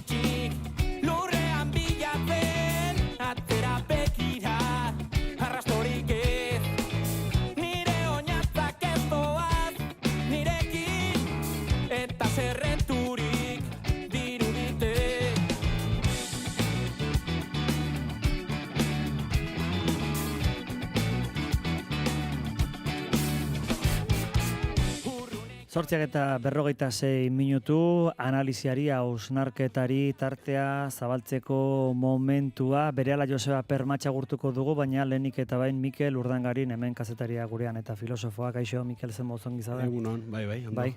Bueno, bero kontuak amaitu dira, zorionez ezta, eta ziur, gure elkarrizketen protagonista nabarmena izan dela beroaldi hau, hitz egin dugu asko familiarekin eta lagunekin, beti da eguraldi oso rekurrentea horlakoetan. Eta ziur da seguru, uda honetan ere besteren bat etorreko zegula, uda hasi berritan gaudelako. Itxura guztien arabera geroz eta ohikoagoak izanik, prestatzen joan beharko garela ere badirudi. Lan munduari lotuta biztan da erekin guztiak ez daudela horretarako prest, batez ere adin txikiko entzat, aurreskoletan edota nagusien arloan, beroaldiaren erdian ere, bakalean egon dira langileak, naiz eta enpresa askotan ordutegiak moldatu behar izan dituzte. Ezin da ahaztu ere, lanean hildako azken langilea, garraiolaria, kasu honetan, berokolpeak jota hildelako Burgosen, zamak eta lanetan ari zela iraia. Ogibide batzuk besteak baina gogoragoak dira hasieratik, baina honi beroaldia gehituta are eta okerragoa bilakatzen ari da. Garan Iker Bizkarguenagak kazetariak haietako batzuekin hitz egin du, esaterako Asier Carrasco arotzak langileen eta bezeroen malgutasuna hitz egin du, alegia biltegi asko euren ordutegia moldatu dutela beroa ekiditeko, edota garbigune batzuk eguerdian itxi egin direla. Haietako batera joan zen hondakinak botatzera eta ezin izan zuen egin, baina ulertzen duela esan dio. Itzalean egin du gehien lan ordurik gogorrenetan, baina kalean egokitu izan balitzaio aldatu egingo zuela esan du. Bero handiarekin erritmo eta abiadura berdinean ezin dela lan egin uste du, nahi eta pertsonaren arabera izan. Ogibide askotan galtza luzeak segurtasuneko arropa behar da eta horrek bero handia ematen du. Ur asko edan eta eguzki galga betean ez egotea dira gomendioak. Gauza bera egoitzan da suhiltzaileak ere, haien arropa oso beroa da, sutetan sartzeko txaketa eta praka bereziak batik bat, eta elektroliko asko edan eta suhiltzaileen arteko aldaketak gehiago egiten direla diote. Beroaldian gainera baso suteak izateko arriskua handitzen da edota adineko jendea euren etxetatik ateratzeko kasu gehiago izaten dituzte. Egoera hauei aurre egiteko prebentzioan jarri du azpimarra. Joseba Permatx, uste dut oraingoan badugula gurean. Joseba, kaixo egunon zuri ere? Kaixo egunon, sentitzen dut. Bai, lasai, gure errua ere. Beroaldiaz are ginen hitz egiten, eta hauek bi kasu dira, kasu honetan Garan Iker Bizkarguenak jaso zituenak, pentsatzen dut, Joseba, zuen inguruan ere ziurrolerako kasuak entzun izango dituzula, beroari aurre egiteko, neurriak hartu beharra, kalean bizi direnak zer pentsa, baina kalean lan egiten dutenak, eta agian horrelako erropak jantzi behar dituzten entzako, egoera gordinagoa da. Zalantzarik gabe, asteburuan bertan hitz egiten nuen lagun batekin eta kontatu zidan espreski beraiek udal bateko langilea dira eta lehengo astean ordutegia bera aldatu behar izan zuten, normalean 8:00 aurrera lana egiten dute eta erabaki zuten goizeko 6:00 hastea, 12:00 arte edo ordu batak arte, ikusita ere hortik aurrera benetan lana egitea, fisikoki lana egitea kalean, jasanezina zela, eta nik uste dut honek, aurrera begira ondorio handiak ekarriko ditula eta hasi beharko garela, era batera o bestera, erabakiak hartzen eta behintzat, alakoetan beharrezkoa den malgutasuna behintzat da mailaren gainean nik jarriko nukena, ez? Kasu honetan, ez? Aipatu dudan adibide horretan, ez? Aukera bazaukaten, ez? Arduradunarekin hitz egin edo arduraduna bera izan zelako, ez? Hori planteatu zelako, ez dakidana nik, ez? Malgutasun bera egon daiteken, beste lan batzuetan eta beste toki batzuetan, ez? Gurean Aitor Gizasola eduki genuen, uste dut pasaden astean izan zela, Osalaneko lan osasuneko unitateko burua, kasu honetan, beroaldietan ezin dela improvisatzen ibili, nolabait enpresei, 3.000 enpresari baino gehiago komunikazio telematikoak bidali zizkiela dio Osalanek, ordutegiak aldatu, itzalguneak ahalbidetzea gomendatu eta lan arlo bakoitzak bere sektoreko ezaugarrei erreparatzeko eskaria egin ziela, ez dela berdin beti da, kasu honetan enpresa batean, labe baten aurren edo bulego batean lan egitea, baina bakoitzak lan espezifiko bakoitzari ere egokitu behar zaiola zirudian. Mikel, badirudi aldaketak ezinbestekoa beharrezkoak izango direla datozen urteetan. Bai, eta uste dute eguraldiaren gai esaten zenuen rekurrentea izan ohi dela, uste dute rekurrentea izaten jarraituko duela eta pertinentea ere izango dela, ez? Aurreko astea uste dute irudia bera ere nahiko potentea zela, ez? Ez dakit, egoerarik onenean geundenok ere, lanetik etxera joan, han bunker batean egongo bai ginen etxean kalean ezintzelako egon, hori egoerarik onenean, pentsa ez, lanean egon izan beharko bagenu arratsaldez ordu horietan. Eta, Europa ere, oro har esango dugu hor, grafiko bat garak argitaratu zen oso adirazgarria zena, Europa gorri erabat gorrituta, muturreko egoeran eta muturreko temperaturan zegoelako, ez. Eta, uste dute, askotan esan ohi da, baina uste dute errepikatu behar dela, ez? 2015an egin zen Parisko goi bilkura eta hor erronka bat jarri zen, eta zan, mendea amaitzerako 1,5 gradu baino gehiago etzedila igo planetaren temperatura. Eta ikusten dugu, hamarkada eskasean, tendentzia oso arriskutsu batean murgilduta gaudela, ez direla beharrezkoa diren neurri egiturazkoak hartzen ari, eta horrek, geroz eta fenomeno muturrekoagoak ekartzen dituela, ez? Horrek denei eragiten digu, baina denoi ez digu berdin eragiten, ez? Eta uste eta lotuta dagoela aurretik aipatzen ari zineten auzi horrekin, ez? Hor ikerketa bat eginda oso adirazgarria, Gasteizen bertan esate baterako Zaramagan edo Mendizorrotzan, ez? Eta Zaramagan okeraz banago 15.992 eurokoa da bataz besteko errenta, Mendizorrotzan bikoitza baina handiagoa, eta ikusten duguna da, beroak batari eta bestari oso ezberdin eragiten diela, ez? Edo oso ezberdin eragiten die eta bereziki eragiten die, besate batako aurrei, eta hor ditugu ikastetxe askotako kasuak, zaharrei, eta ikusten dugu, ez? Ea zaharren zaintzarako egokituta dauden ekipamendu ezberdinak ea behar bezalako baliabideak dituzten, ikuste dute ezetz, eta ezinbestean langileen artean ere, hor badaude arrakalak, besteak beste lan motaren arabera, ez? Orduan ikuste askotan ez ikusten ditugu teknologigarkak Marten ari direla utopiak proiektatzen, lurtarrok garenok, lur bizi bat eraiki beharko dugu, eta nik uste hor bi erronka daudela, ez? Alde batetik, beroari eta beroaldi ezberdinei nola egingo zaien aurre, eta hortarako nola prestatuko garen, kasurik onenean ere honek hurrengo urtetan jarraitu egingo delako, baino uste dute planteatu behar dugula egiturazko beroketa, berotze efektu horri ere nola aurre egingo diogun, gainantzean, tendentzia hau oso nabarmena delako eta oso larria eta kezkagarria ere badelako. Beraz, bi eskenatoki edo, ez? Ikusten dituzu batetik esango genuke beroaldi hauei aurre egiteko momentuan behar diren neurri horiek, eta gero, kasu honetan larrialdi klimatiko edo berotze global horri aurre egiteko bestelako neurri globalago batzuk. Bai, bestela, egoera paradogikoak eman daitezkelako, ez? Alegindu gaitezke, eta alegindu behar dugu noski, eta uste dute egokitzapen integral bat egin beharko degula.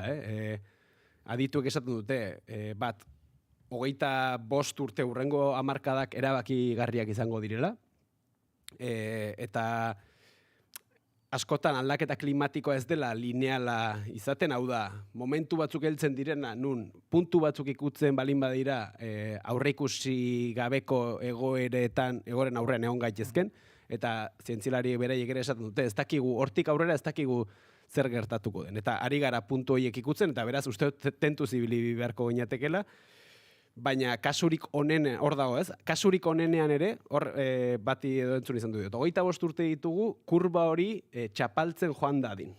Hau da, hori aldan neurrian, kurba horrek guruntz jarraituko du, nahi edo nahi ez, bereziki azken 200 urteotako azelerazio horren ondorioz, erronka da, 25 urteotan neurri egiturazko efektiboak hartzea kurba hori txapaldu dadin, aldan neurrian nolabait menperatu dezagun kurba hori, eta gero errekuperazio prozesu eta egonkortze bati bide eman ahal izateko, ez? Beraz, 25 urte horietan ere kasurik onenean, ez? Halako muturreko egoerak izango ditugu, hori zalantzezina da, eta hortarako prestatu egin behar gara, eta hor uste dute zientzilari ezberdinak eta ikerlari eta mugimendu sozialetako kide ezberdinak behin eta berriz mahai gaineratzen dituztela neurri interesgarri batzuk, baino esan dudan bezala uste dut Naomi Kleinek esan du, honek den aldatzen du, asumitu behar degula eta lehen lerroan kokatu behar dela auzi hau, esan da bezala 25 urte ditugulako egiturazko neurriak hartzeko eta horri heldu behar digulako. Bueno, egiturazko neurriak hartzeko kontzientziara behar da. Joseba, ez dakit, bai gizarte edo baita erakundeak kontzientzia hori hartuta ikusten dituzuzuk? Ez, nik uste dut ez gaudela inundik inora egoera horretan, zori txarrez, baina, bueno, nik uste dut Mikelek adierazten zuen bezala, maiaren gainean jarri behar da, ala beharrez eztabaida hori, eta nik uste dut oso sintomatikoa dela, etengabe, gure artean eta gure elkarrizketetan, beroaldia hitz egiten dela, edo zeinek onartu dezakela, halako beroak ez ditugula inoiz izan, eta beraz, larrialdi klimatikoarekin zer ikusia duten fenomenoen aurrean gaudela, eta aldiz ez dugu lortzen, gure herrian, ez Europa mailan, azkenean larrialdi klimatikoari aurre egingo badiogu, bakoitza beretik egin behar du, baina badakigu neurri globalak behar ditugula, eta zentzu horretan ikustu dut, zoritxarrez ez dagoela behar bezala irekita, orain dela urte batzuk, esango nukenik, ageriagoa zela, transizio energetikoaren eta transizio ekologikoaren beharra, eta horren inguruko hausnarketa guztiak, ez? Nik uste dut, konstiente garela, eragiten ari den errealitate horretaz, baina sektore, ez dago, esaten nuen bezala, ez dago eztabaida publikoa norabide horretan irekita, eta zuk galdera egiten zenian bezala, ez dut uste ere sektore publikotik edo administrazio publikoetatik ere horretarako erabakiak hartuta daudenik, ez? Europari erreparatzen baldin badiogu, Europak bereziki azkeneko urtetan zerbaitetan inbertitzen ari baldin bada, hau da bere inbertsio gastuak nunbaiten areagotu baldin badira, eta areagotu baldin badira, hain zuzen ere, defensa gastuetan armagintzan izan da, eta ez transizio energetikoan edo ez transizio ekologikoan, ez?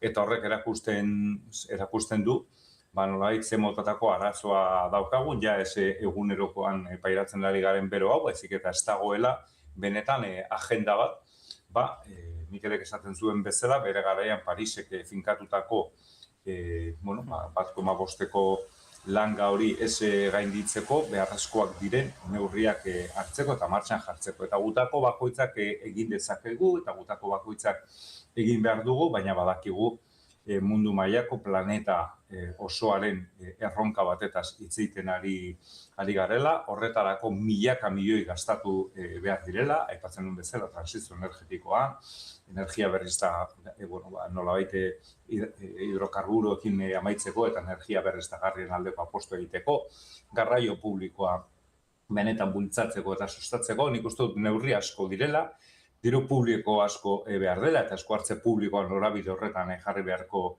litzatekela, eta zoritxarrez esaten duen bezala, une honetan, adibide bezala, Europako inbertsioei, Europako herrialdeen inbertsioei erreparatzen baldin badago partida bat gehien igodan azkeneko urtetan, hain zuzen ere defensa gastuena da, armagintza gastuarena, eta horrek erakusten du, zein urruti gauden, hartu beharko genituzken neurri eta erabakien aurrean.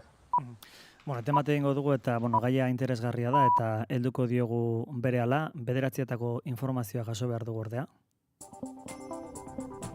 Informazioaren aria, naiz irratia.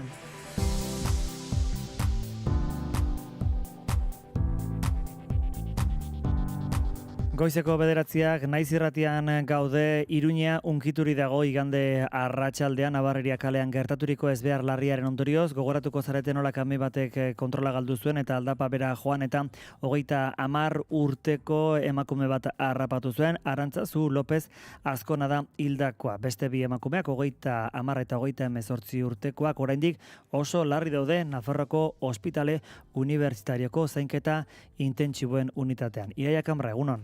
Egun hon oinatz eta egun honen zuleak hildakoa Iruñekoa zen eta administrari laguntzaile lanetan aritzen zen Liceo Monjardin ikastetxean. Horrez gain arte garaikideko artista afizionatu ere bazen, Loaz izengoitearekin hainbat lan aurkeztu baitzituen. Larri zauritutako 2 emakumez gain, beste 2 emakumere hartatu zituzten istripuaren ondoren, 26 eta 29 urte dituzte eta alta jaso dute dagoeneko. Istripuaren ikerketa epailearen esku dago. Argitu beharko da, kamioaren balazta sisteman akatsik egon oten zen, edo eskuko balazta etzen aktibatzeak eragin ote zuen ez beharra. Jakinarazi dutenez, kamei aldapan bera mugitzen hasi zenean ez zegoen inor gidariaren kabinan.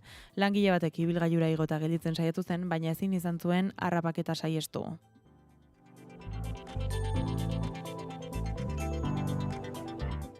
Eta bestalde Garatzabarte Arregi Arrasatearra hilda bart 80 urte zituela. Eta kokidoia zen eta 1984an Guardia Zibilak atxilotu zuen Hernanin operazio batean. Ia 30 urte eman zituen espetxean 2013an aske geratu zen arte.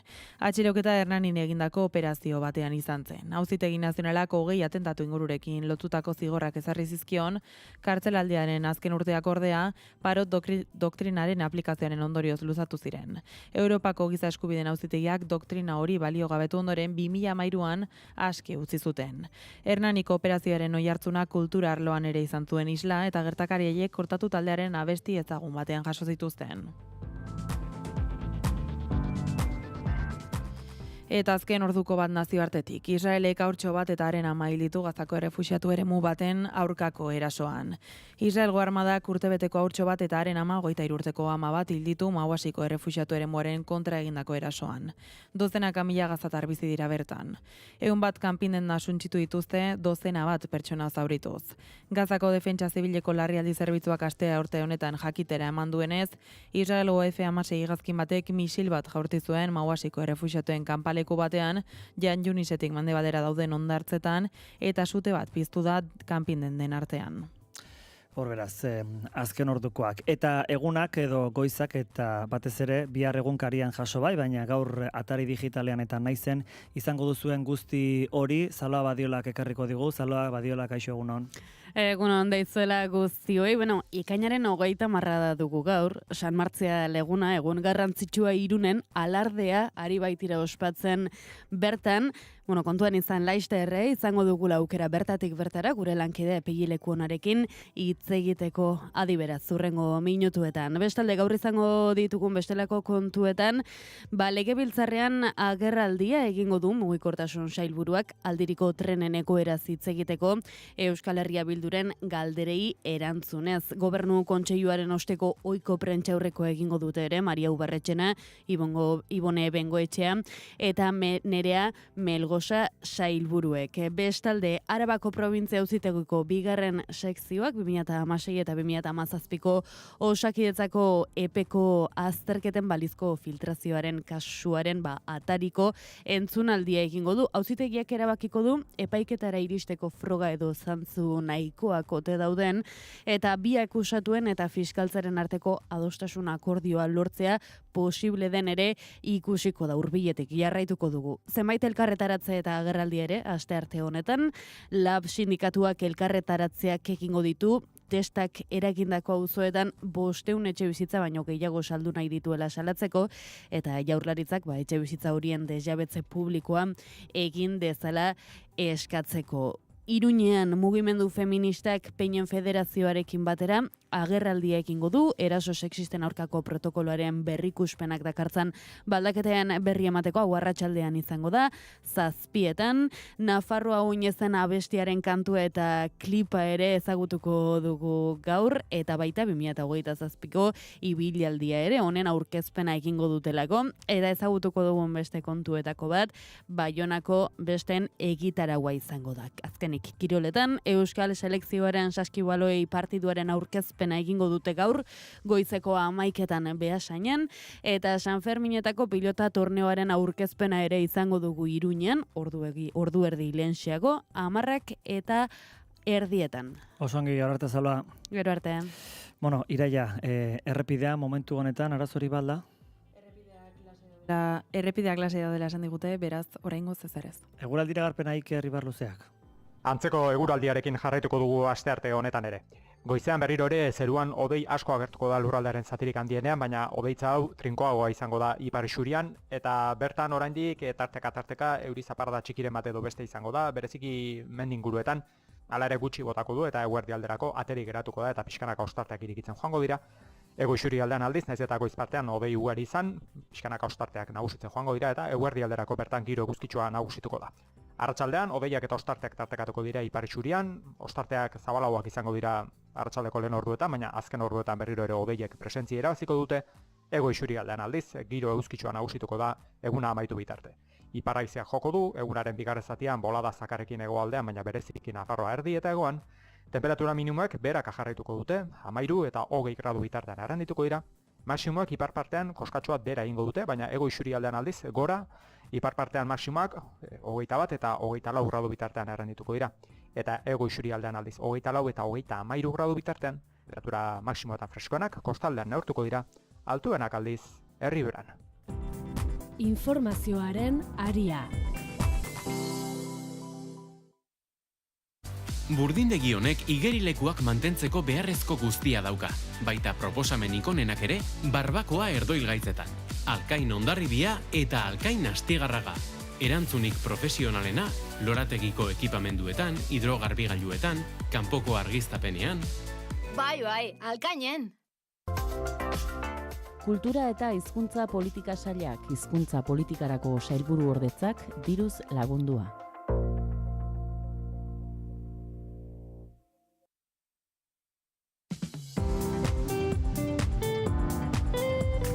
Informazioaren aria.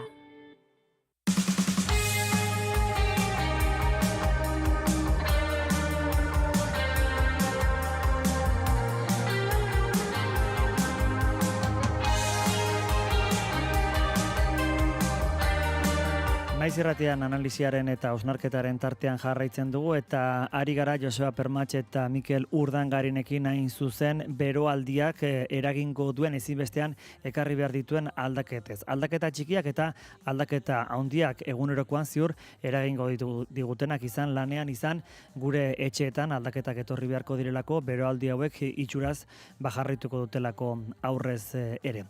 Josebak lehen Mikel aipatu ditu zenbait puntu, zenbait gako, garraioa, erakundeak, Parisko goi klima bilkura ere ari ginen hitz egiten. Erpin asko dituela egia da, eta egiari zor ere, aste honetan irakurri dugu nola Marta Olazabal, Basque Center for Climate Change-eko ikertzaileak ohartarazi duen hirietako hirigintza oraindik ez dela egoera klimatiko berrira egokitu inondik inora ere. Aitortuko dizut, nien naiz hiri batean bizi eta eskertzen dut hiri batean ez bizitzea, hormigoia beti ere eta asfalto badakigu zenolako beroa botatzen duen eta beti ere, kerizpe edo itzal baten azpian, beroaldiak dorreka baten bueltan beroaldiak asko hobeto pasatzen direlako. Ohiturez egunerokoan norberak egin behar duenaz aipatzen zituen zenbait gako Joseba, baina baita erakundek eta Europak eta egin behar dituenak aipatzen zituen. Esan egin dira gauza asko, baina gero egin egiari zor gauza gutxi egin dira ematen du gai honetan. Bai, eta gauza asko kontrako norabidean ere egin dira, ez? Akaso Josebak lehen aipatzen zuen horri tiraka badago zean, eguneroko elkarrizketetan esaldi bat askotan errepikatzen deguna, ez? Eta da, denok ikusten ari gara, gure bizialdietan zehar, eta 30 urte ditugunok ere, esango nuke, 30 urte buren bueltan gabiltzanok ere, somatu ditugula, aldaketa klimatiko batzuk, ez? Eta lehenik eta baina, kaso, egoeraren dimentsio hartzeko uste dut, erabat normalizatuta daukagun baieztapen horrek sekulako anomalia ikusarazten duela. Ze gu kontuan izan behar dugu, klima noski aldatzen joan da historian zehar, baina aldaketa horiek, ez dakit, kasi aldaketa geologikoak bezala, norberaren bizialdia, eta norberarena eta belaunaldi osoen bizialdiak goitik bera gainditzen zituen, hau da, halako aldaketak oso mantxo eman ohi dira, eta kontua azkeneko 200 urteotan sekulako azelerazio prozesua eman dela, eta aiatu garela egoera batera nun guk geuk gizakiok gure bizialdi mugatuan ere, oso era nabarmenean sumatzen dugun aldaketa hori. Ez beraz, uste horrek sekulako anomalia historiko suposatzen duela, ez dakit ja hitz handi xamarra botata, baina gizateriaren historian bertan, eta uste dut, kontutan izan behar degula, eta dimentsio hartu behar diogula egorari, ez? Gero, Josebak aipatzen zuen armagintzarena, guztiz bat nator horrekin, ez? Sekulako inbertsioak egiten ari dira hor, eta bat, kontuan izan behar dugu, larrialde klimatikoaren efektuen biderkatzailea dela industria hori, eta gaineraz, azer esanik ez, biodibertsitatearen eta orokorren esango dugu bizitzen suntsiketarako ezinbesteko arma, eta kontua hor xautzen ari diren baliabide guzti horiek, ez direla beste leku batzutan inbertitzen ari. Ez? Eta gero nik uste dut badagoela, zuk aipatzen zenuen horren hildotik, galdetu behar degula, bai Europan, bai Estado Espainolean, Estado Frantsesean, eta gure kasuan Euskal Herrian, ze politika egiten ari diren, ez? Hor, adibidez, Euskal Herriera etorrita, uste dut hor, azteko egiturazko korapioak baditugula, ez? Eta da, adibidez, gure industriak, automobilgintzari oso lotuta daude. Eta jakin badakigu, automobilgintzak bat, hiri eredu jakin bat ekartzen duela, orain aipatzen zen duen asfalto hori, zeinen zerbitzura dago eraikita, bain zuen ere autopribatuen zerbitzura. Eta bi, uste dut, pentsatu behar ditugula, bestelako industria ereduak ere, adibidez, etxen eta eraikinen birgaitzeaz eta birgaitzaren beharraz hitz egiten da. Hori zergatik ez da era egiturazko batean planifikatu bat egiten, eta hori ez ote daiteke izan industria berri eta sostengarri baterako, esate baterako eremu bat, ez? Eta gero hor, badaude zenbait neurri, nire ustez kontrako norabidean doazenak, ez? Orain dela gutxi irakurtzen nuen, Loiu, Foronda eta Noaingo aireportuak handitu egingo dituztela. Uste dut, bistakoa dela, zer ekonomia eredu bultzatu nahi den alakoen bitartez, ez? Turistifikazioan oinarritutako eredu bat, garraio sostengagaitz batean ardaztutako eredu bat, ez?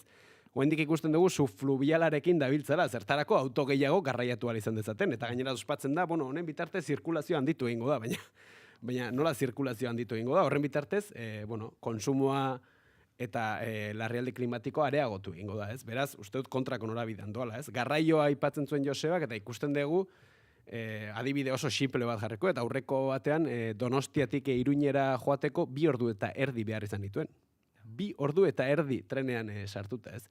Uste dut, herri baten egituraketari dagokenan, bistakoa da, zentzugabe dela hori, baina guk garraio publikoa indartu eta bultzatu nahi balin badegu, uste dut, askoz, HT-an esaterako inbertitzen diren milioi jasa ikaragarri hoien zati bat bera inbertituko balitz garraio publikoan, tren sarean esate baterako, autobus sistema eraginkor batean, uste dut oso bestelako egoera batean geundekela, ez? Trantsizio energetikoa aipatzen dugu, eta hor esate baterako stop fosiliakek proposamen uste dut interesgarri batzuk planteatu dituela, energia kontsumoa murriztu eta Euskal Herritik bertatik ekoizteko eta beste, baina ikusten dugu Araba, Bizkaia eta Gipuzkoan oraindik ez dagoela lurralde planik hori era ordenatu, demokratiko eta planifikatu baten implementatu alizateko. Ez beraz, uste dut hor sekulako hutsuna duela, eta ja bukatzeko, uste dut hor gizarte bezala ere sekulako erronka daukagula, ez? Eta hor nolabait egoera horren aurrean nola bultzatu dezakegun, eta nola bultzatu ditzakegun halako aldaketa sakonagoak eta ausartagoak. Eta hor uste dut, akaso ataka batean egon gaitezkela, ez? Geroz eta zailagoa da aldaketa klimatikoa ukatzea, uste dut denok ja gure azaletan bizi dugula, eta horren aurrean bi jokabide edo bi jarrera egon daitezke, ez? Bat izan daiteke, esatea, hemen egoera muturreko honen aurrean zapaldu izan, hau da, egin dezagun gaur bihar egin ezingo duguna, eta beraz, kontsumitu dezagun, bidaiatu dezagun, aurrera iesero horretara jo dezagun, edo bestea da, eta nik uste dut hau dela soluzio bide eraginkor bakarra, eta bizigarria den bakarra, eta da, pentsatzea nola antolatu gaitezen kolektiboki, bai muturreko egoera aurre egiteko, baina bereziki, etorkizunan alako muturreko egoerak ekidingo dituen estenatoki biziagarri bat, denon artean bultzatu ezagu. Joseba, oztopo desberdinak ere aipatu ditu Mikelek, eta gako desberdinak ukitu ditu. Defentsako gastuaz ari zinen, baina nolabait testu inguru politiko Europan ere aldatzen da. Esan du, ukaezina dela gaur egun kasu honetan aldaketa hori egon badagoela klima aldaketa, naiz eta batzuk oraindik hortik jotzen duten, eta bi irtenbide zituen, aipatzen zituen, bata dagoen bezala utzi eta bizigaren moduan, eta bestea beste bide bat, eta eraginkorragoa iritzi dionara jo. Ze iritzi duzu gai honen bueltan? Nik uste dut Bereziki, orain aipatzen ari garen ildotik esparru asko daudela, landu daitezkenak, inbertsioak egin daitezkenak eta jorratu daitezkenak, eta ez gaudela behar bezala egiten ari, nik uste dute Mikelek ezberdinak aipatu ditula, eta nik beste bat irutzen zaidan oso garrantzitsua mailaren gainean jartzeagatik. Nik uste dute transizio energetikoa, leheno aipatu dugu, azkenean emititzen dugun, CO2-aren ondorioz, frogatuta dago, ematen ari dela larrialdi klimatikoa eta horren ondorioz pairatzen ari garen beroaldi hauek, maila batean gure artean frogatuta dago, garraio pribatuak izugarrizko ondorioak dituela gure kasuan adibidez. Hego Euskal Herriaren kasuan pisu handia duela, eta beraz, garraio, esaten nuen bezala, garraio publikoaren aldeko apostu hau irmo bat egin behar da, eta horrek esan nahi du demagun. Oraindik ere urtero zalantza daude eta presioa egin behar da, eta erabaki azken hilabetetako edo azken egunetako erabakia izan ohi da, ea, duela 4 bat urte edo ezarri zan, uste dut Ukrainiako gerrarekin, ezarri zan deskontu hori mantenduko den edo ez. Jadanik frogatu denean, deskontu horrek, benetan eta gasolinaren prezioaren igoerak noski, ekarri duela, askoz ere jende gehiago erabiltzen duela autobus zerbitzua edo garraio publikoa. Baina, egun daukagun garraio publikoa, Mikelek esaten zuen bezala, ez gaitu herri bezala lotzen, guk ez dakit, momentu batzuetan ordu erdiroko maiztasuna izan dezakegu, eta hori ere zuzen erabiltzen doa, Donostiatik Bilbora juteko, baina ez dago maiztasun bera noski Iruñara juteko, eta noski herri txikietan bizi den jendeak ere ez dauka zerbitzu bera. Esperaz, nik uste dut horren inguruan egin beharko litzateken inbertsioa egin beharko litzateken planteamenduak gure bizitza eredua bera, aldatu beharko lukena ezinbestekoa dela.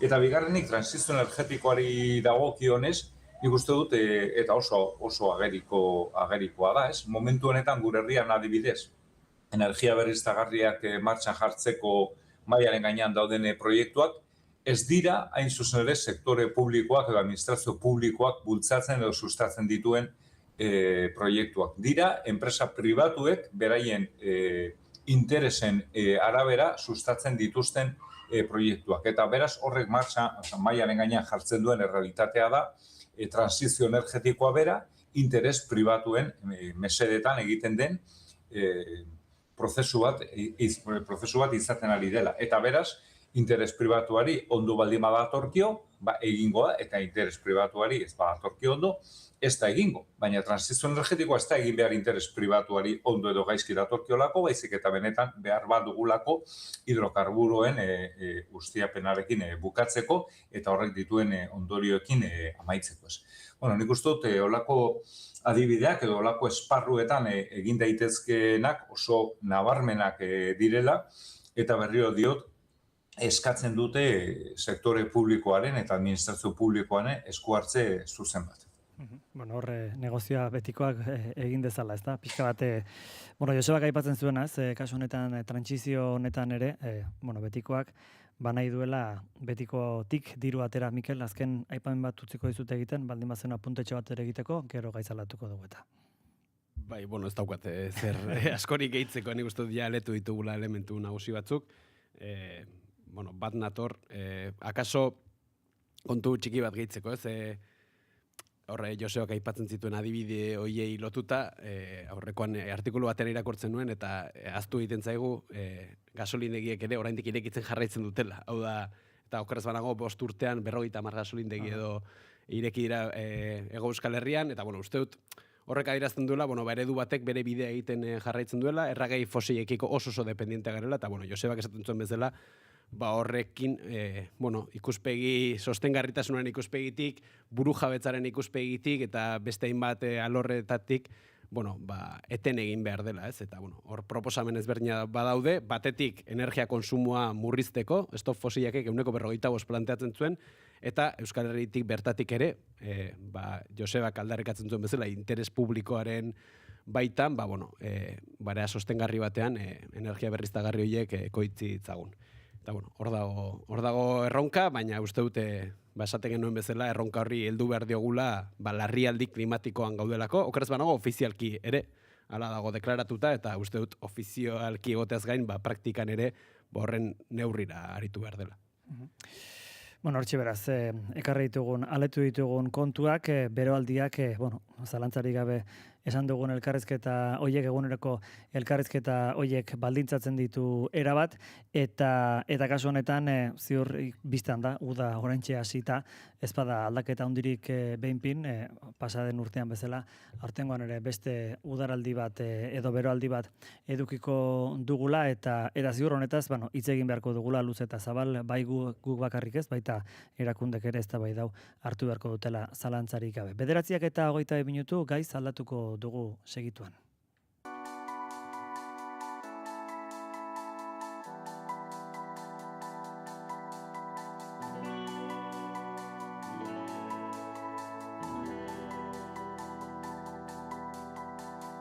Dakizuenez asteburuan Arberatze Zilekoan EHZ-ak 30 urte ospatu dituelako gaurkoan. Aitor Serbier, EHZ-ako kide, egunon? Egunon. Azken eguna, igandekoa, zertxo bait lehenago amaitu behar izan zen EHZ ekaitzako gor jozuen. Nola amaitu zen egoera, ze bizitu zenuten? Pena handiz igande atxaldean bukaera eman izan genion deialdiari, zuk esan bezala. Lehentasuna izan zelako momentu hartan arberatzen duen pertsona guztion segurtasuna.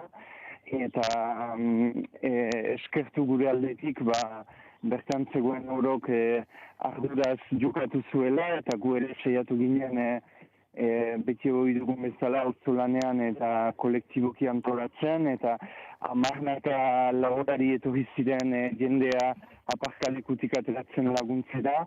Orduan, ordurarte asteburua oso ongi zioan, oso balorazio positiboa egiten genuen, zertxo bait gazitik izan du igande gauak, baina, inolako kalterik ez da izan, ez humanorik ez eta materialik ere, beraz alde horretatik lasai. Orain desmuntaketa lanetan, ari zaretea?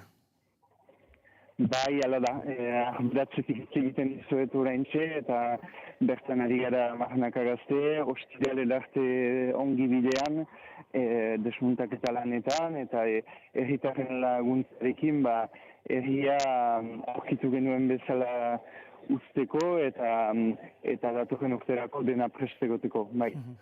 Irisarritik pasatu zen Arberatze Zilekora eta aurtengo agian izan da egonkortze bat, nola baloratzen duzu pixka bat jadanik aurtengo edizioa, Aitor? Bai, uste dugu proiektua bera irisarrin dagoeneko egonkortu egintzela eta hain zuzen ere horregatik mana izan genuen Arberatzera, hotxe amikuse eskualdeko herri batera jauzi egiteko urratxa. Hau bada eskualde bat ez dena hain euskalduna, baina baduena euskalgintza eta herri mugimendu oso bizia, eta beste urte batez Arberatzeko herria izan da Euskal Herri osoko gazte eta ezain gaztean topaleku, eta nolabait 30 urte beranduago, inoiz baino zenago adieratzi dugu, hasierako filosofiari osten diola EHZ-ak, beti ere garaian garaiko testuinguru sozial eta politikora egokituta, baina oraindik ere korrontearen aurka bada ere, hemen gaude, 3 eguneko jaialdi autogestionatu bat eskaintzen Euskal Herriari, kultura denen eskuletan uzten prezio eta eredu oso eskuragarrian, lurrean errotua den proiektu bat ere bada gurea, erran bezala amikuseko herritarrekin eraikitzen dugulako, bertako laborari eta ekoizleekin, Euskal Herriko musikariekin, eta alde horretatik bai erran daiteke proiektua egonkortuta dagoela arberatze herri honetan ere. Bueno, biztan da horrelako festival batean beti da ikusgarrian agian kontzertuak, ezta? Eta bertan, nolabait eskaintza zabala izaten da guztientzat, baina izaten dira baita tailerrak, bertso artea, dantza, hausnarketarako tartea, jende asko hartu du partea? Bai, ongi erran duzun bezala, nik ere azpimarratuko nuke gurea musika festival bat dela, baina ez dela musika festival bat bakarrik ez da.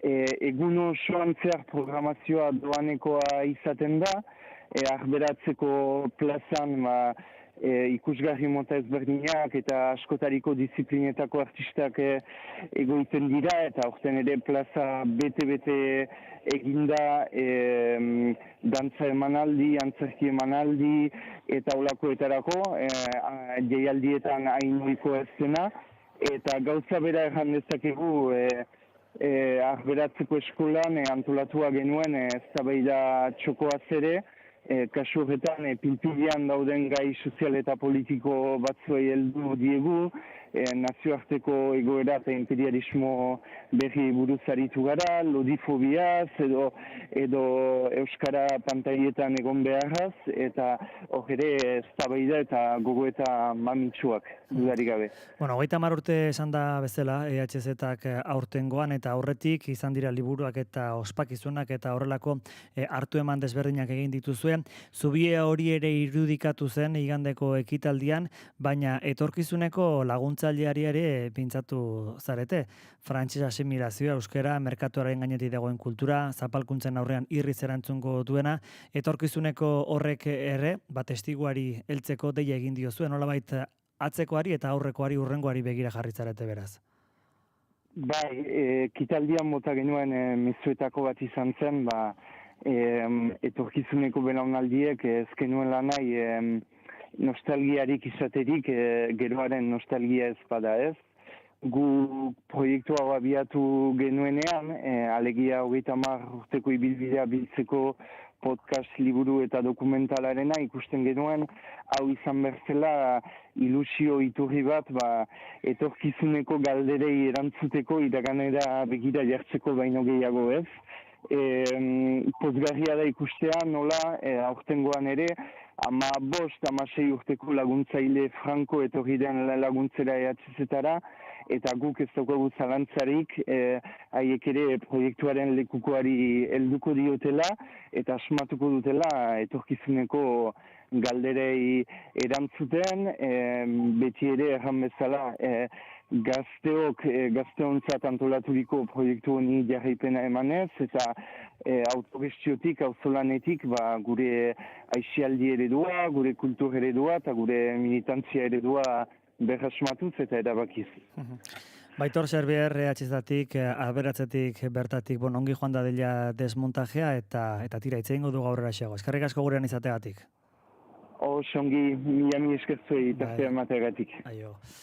Bueno, Mikel, entzun dugu, kasu honetan ongi joan dela, balorazio baikorra egin dute, hor ikusi genituen traktoreak eta beste zelaietatik, lokatzetatik ateratzen, baina hori ere bazen, ezta, horrelako ekaitz bat etorri eta EHZ-aren oinarria zer den, auzolana, derrepente handen aktibatu, nahi zuenakan lo egiteko eta jateko leku eman, auzolana, derrepentean osatzen dute hauek, Bai, uste dute, ez zuten ere EHZ-aren ikurretako bat dela, eta, ezinbesteko izan dela, Aitor Xerbierrek aldarrikatzen zuen bezala, 30 urteotan, baina bereziki, geroaren nostalgia aldarrikatu du, eta geroa, erekiko balin bada, eta, ez behar ezberdinei aurre egitea zaratago, bestelako gero bat erekiko balin bada, uste dut, ezinbestekoa dela, ez?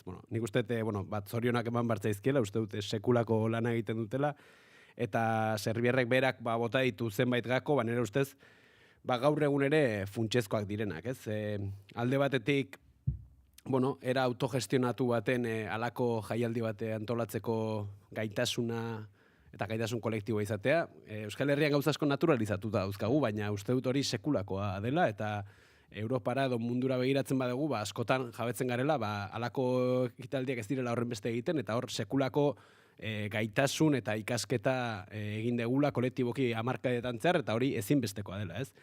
Euskararentzat uste dute halako espazio bat arnasgune bat dela, eta gaineraz balio duela arnas hori eremu zabaltzen joateko, kulturgintzari dagokionean, ez? Askotan esaten da gaur egun kultur zirkuitoak nahiko zailtasunekin dabiltzala, bai musikari dagokiona, baina baita ere bestelako kultura adierazpenei dagokionen ere, eta uste dut honek halako jaialdiek balio dutela kultur zirkuitoiek elikatzeko eta horri auspoa emateko, gero oso interesgarria iruditu zait lurrean eta lurraldean errotutako dela, ekimen bat dela, eta horrek lurraldean bertan ere inpaktu bat duela, ez soilik 3 egun egiten, baizik eta aurretik egiten den prozesu honetan ondoren.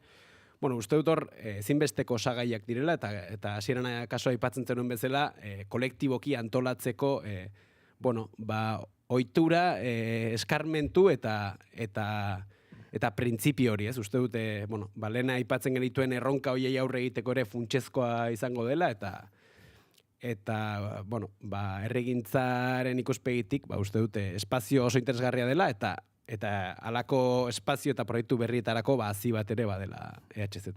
Bai, Joseba.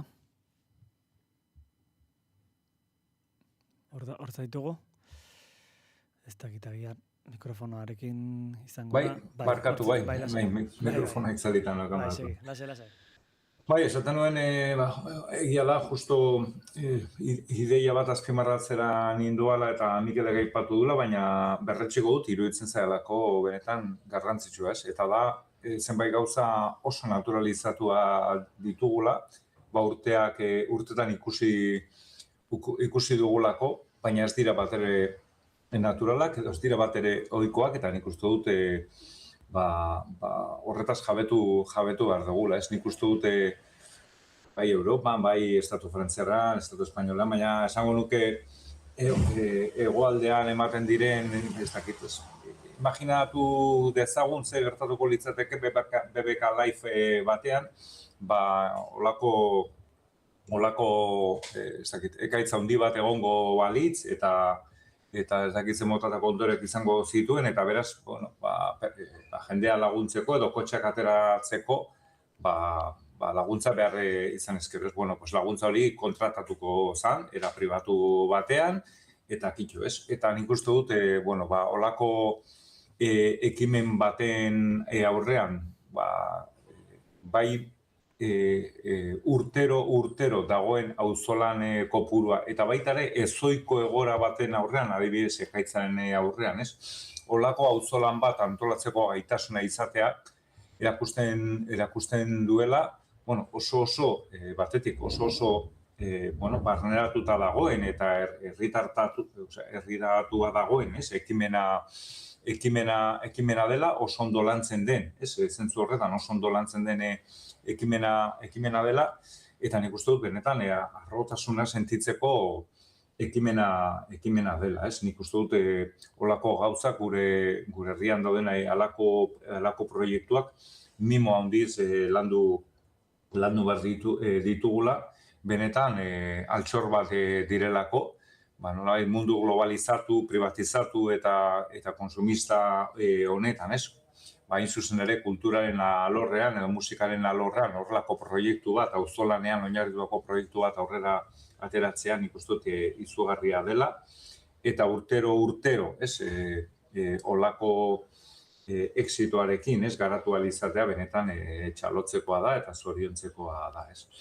Eta aldiz jarriko dut baina bat guzti honetan, eta horregatik aipatzen non justo BBK Live-ena, eta oraindik ere iruditzen zait mugak gure artean ondorioak badituela, ez? Horrekin ez dut esan nahi, Euskal Herria zuzenera, hegoaldeko gazteak joaten ez direnik, baina nik uste dut oraindik ere jakin badakigula muga horrek, bi estatuek ezartzen diguten muga horrek, bai simbolikoki eta bai fisikoki ondorioak dituela, eta oraindik ere horrek eragina duela honetan guztian, ez? Eta nik uste dut horrek ere, hausnartzera eramen beharko gintuela. Hor beraz, hausnarketak ekarritugu eta EHZ finean zer den ere ikusi dugu?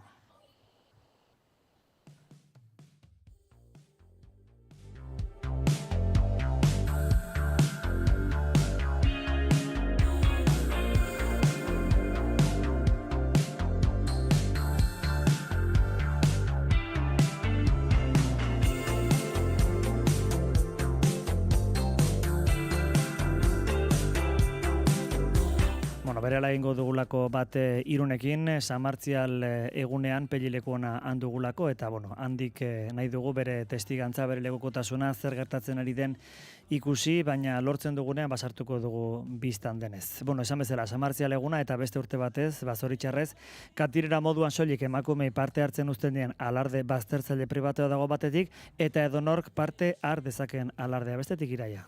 30 urte igaro diren arren, orain alarde parekideko kideen eskaera nagusia zera da. Udalak berriro bere gain har dezala desfile berdintzalea antolatzeko ardura 80ko hamarkadaren amaieran egin zuen moduan.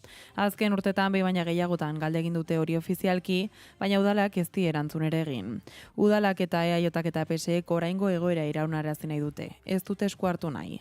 Gizarte zibilak ez balu desfile parekide antolatuko edo urte batez egiteari utziko balio, Irungo emakumeek ezingo luke alardean parte hartu.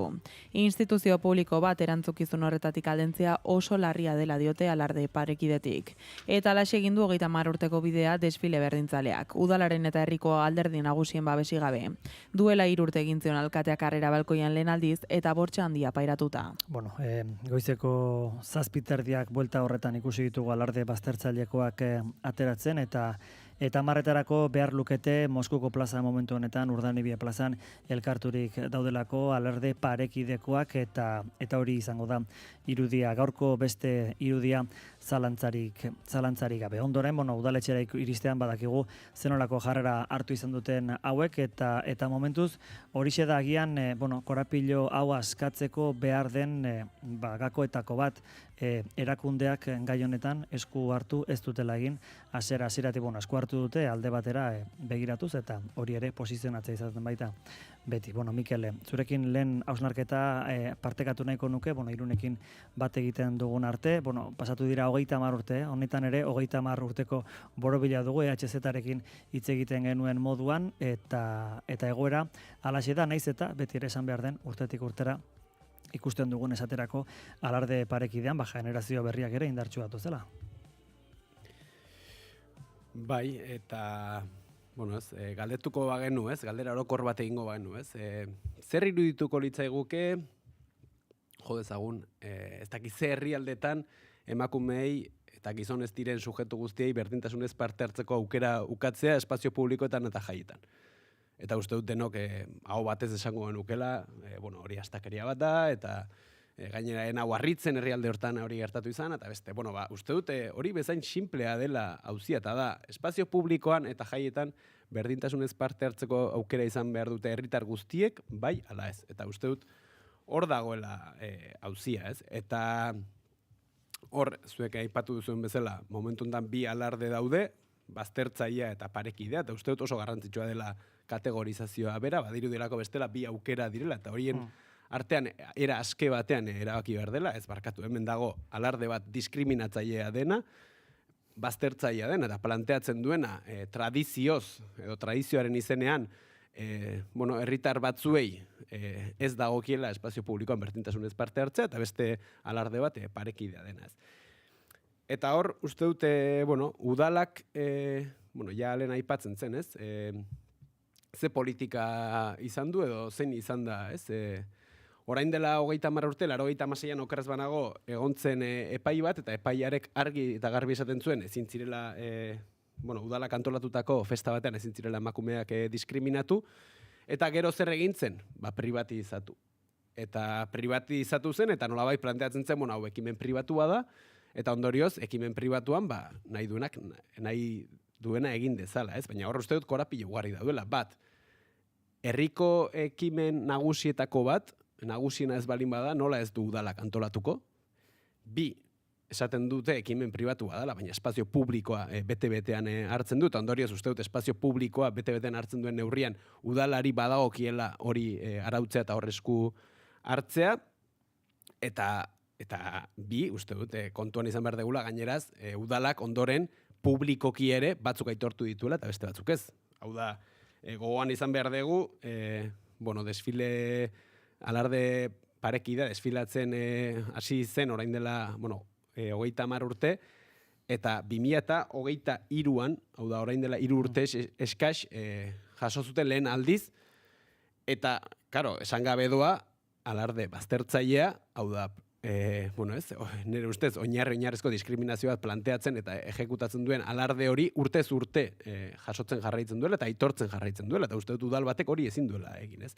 Beraz, uste dute zentzuzkoa dela alarde parekietik planteatzen den aldarria, eta da, udalak bere gain hartu dezala antolaketa, alardearen antolaketa, eta espazio publikoari dagokion auzi bat den neurrian, eta berdintasunari, eta oinarrizko giza eskubide dagokien auzi bat den neurrian, dagokion neurriak hartu ditzala, denek, salbuespenik gabe, eremu orotan, berdintasunez parte hartzeko aukera izan dezaten.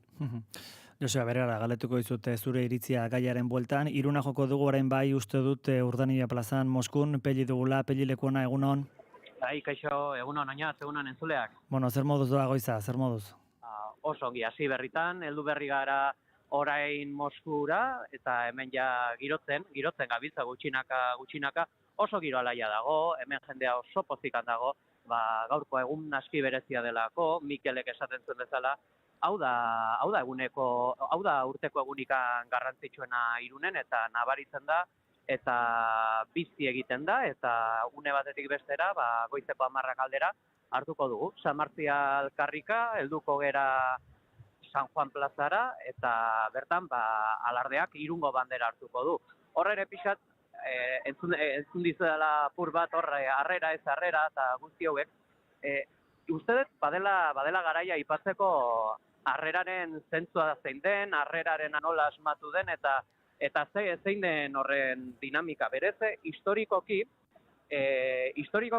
alardeko buruzagi nagusia, generala, herriko alkatea zen. Eta hori gero denborarekin galdu egin zen. Horregatikan bera da eramaten duna aginte makila, eta esan daiteke gaurko honetan bera litzatekela herriko agintari nagusia. Horregatikan alkateak uztaia eramaten zuen makila eramaten beharrean. Baina harreraren kontua, eta eufemismo bat izan da betidanikan alardearen parte izateko, alarde baztertzaileari harrera egiteko, ze historikoki Irungo udalbatzaren rola litzatekena da, harrera egitean baino Irungo udaletxeko arkupetan hiriko bandera ematen diola alardeari, eta behin bandera hori eman ostean, alardearen atzetik datorrela kabildo eklesiastikoa izango litzatekeen figura batean. Zer gertatzen da?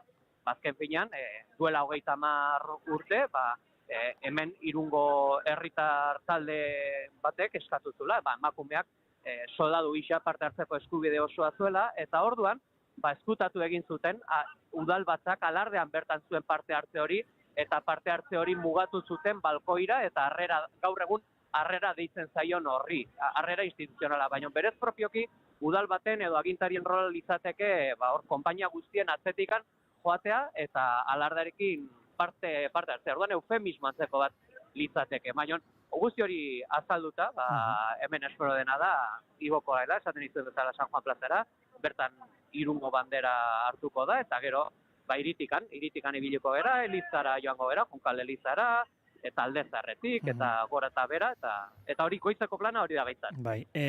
Nola aldatu dira gauzak, zan nahi dute, alkateak ere aldatu dira, Santano joan behar izan zuen, sartu da beste bat, Santanoren horretik ere. Pixka bat bilakaera hori edo aldaketarik nabaritu izan da urte guzti hauetan, ala guztie berdin jokatu dute pegi? Egiari zor guztiak berdin, zehain justu, Santanoren harrera hori izan zen pasaporte bat, Espainiar estatuko gobernuaren parte izateko. Estatu idazkari batek harrera ez egitea Irungo herritar guztiei oso harrare aldizateke. Baina denboraren poderioz, ikusi da errealitate gordina zein den. Gaurko egunez, segurazki albiste izango dela. Miguel Ángel Páez, Eusko Jaurlaritzako garraio sailburu ordea, bera alarde baztertzailean aterako da. Eta bere inguruan, Jose Antonio Santano, bizi guztian elkarrekin ibili izan direlako. Beraz ikusiko da, harrera ala ez harrera, ja orain beste lako diskrezio puntu batekin edo, alarde baztertzailean parte hartuko duela, hori da aurre ikusten dena. Beraz, aldaketa handirikan, ez zain beste. Aldarri nagusi edo zuen artean alarde parekidean dagoen aldarri nagusia hori litzateke beratz, esango genuke udalak egin behar duela esku hartu gai honetan zuzenean? jakina. Hain justu, alardea bezalako kontu garrantzitsu bat herriaren ondarea da. Eta ondare publikoa kudeatzeko gaitasuna duena udala da, beraz. Hori zalantzari gabe, horre benetako tradizioa, horre hainbestea tradizio aldarrikatzen dela, hori benetako alardea da udalak antolatzen duena, herriaren hautetxiek antolatzen dutena eta guztiz publikoa dena. Bueno, Apei, ez dizugu denbora gehiago kenduko, gozatu ezazula jaiaz, eta bueno, hemendik 2 egunera, berriz ere izango zaituko mikrofonetan. Ongizan, ondo pasa. Aio. Bueno, Joseba, zuri emango dizut iritzia emateko tartea, Apeilik, kasu honetan zuzenen, eta baita Mikelek ere udalaren erantzunkizuna ere aipatu dutelako.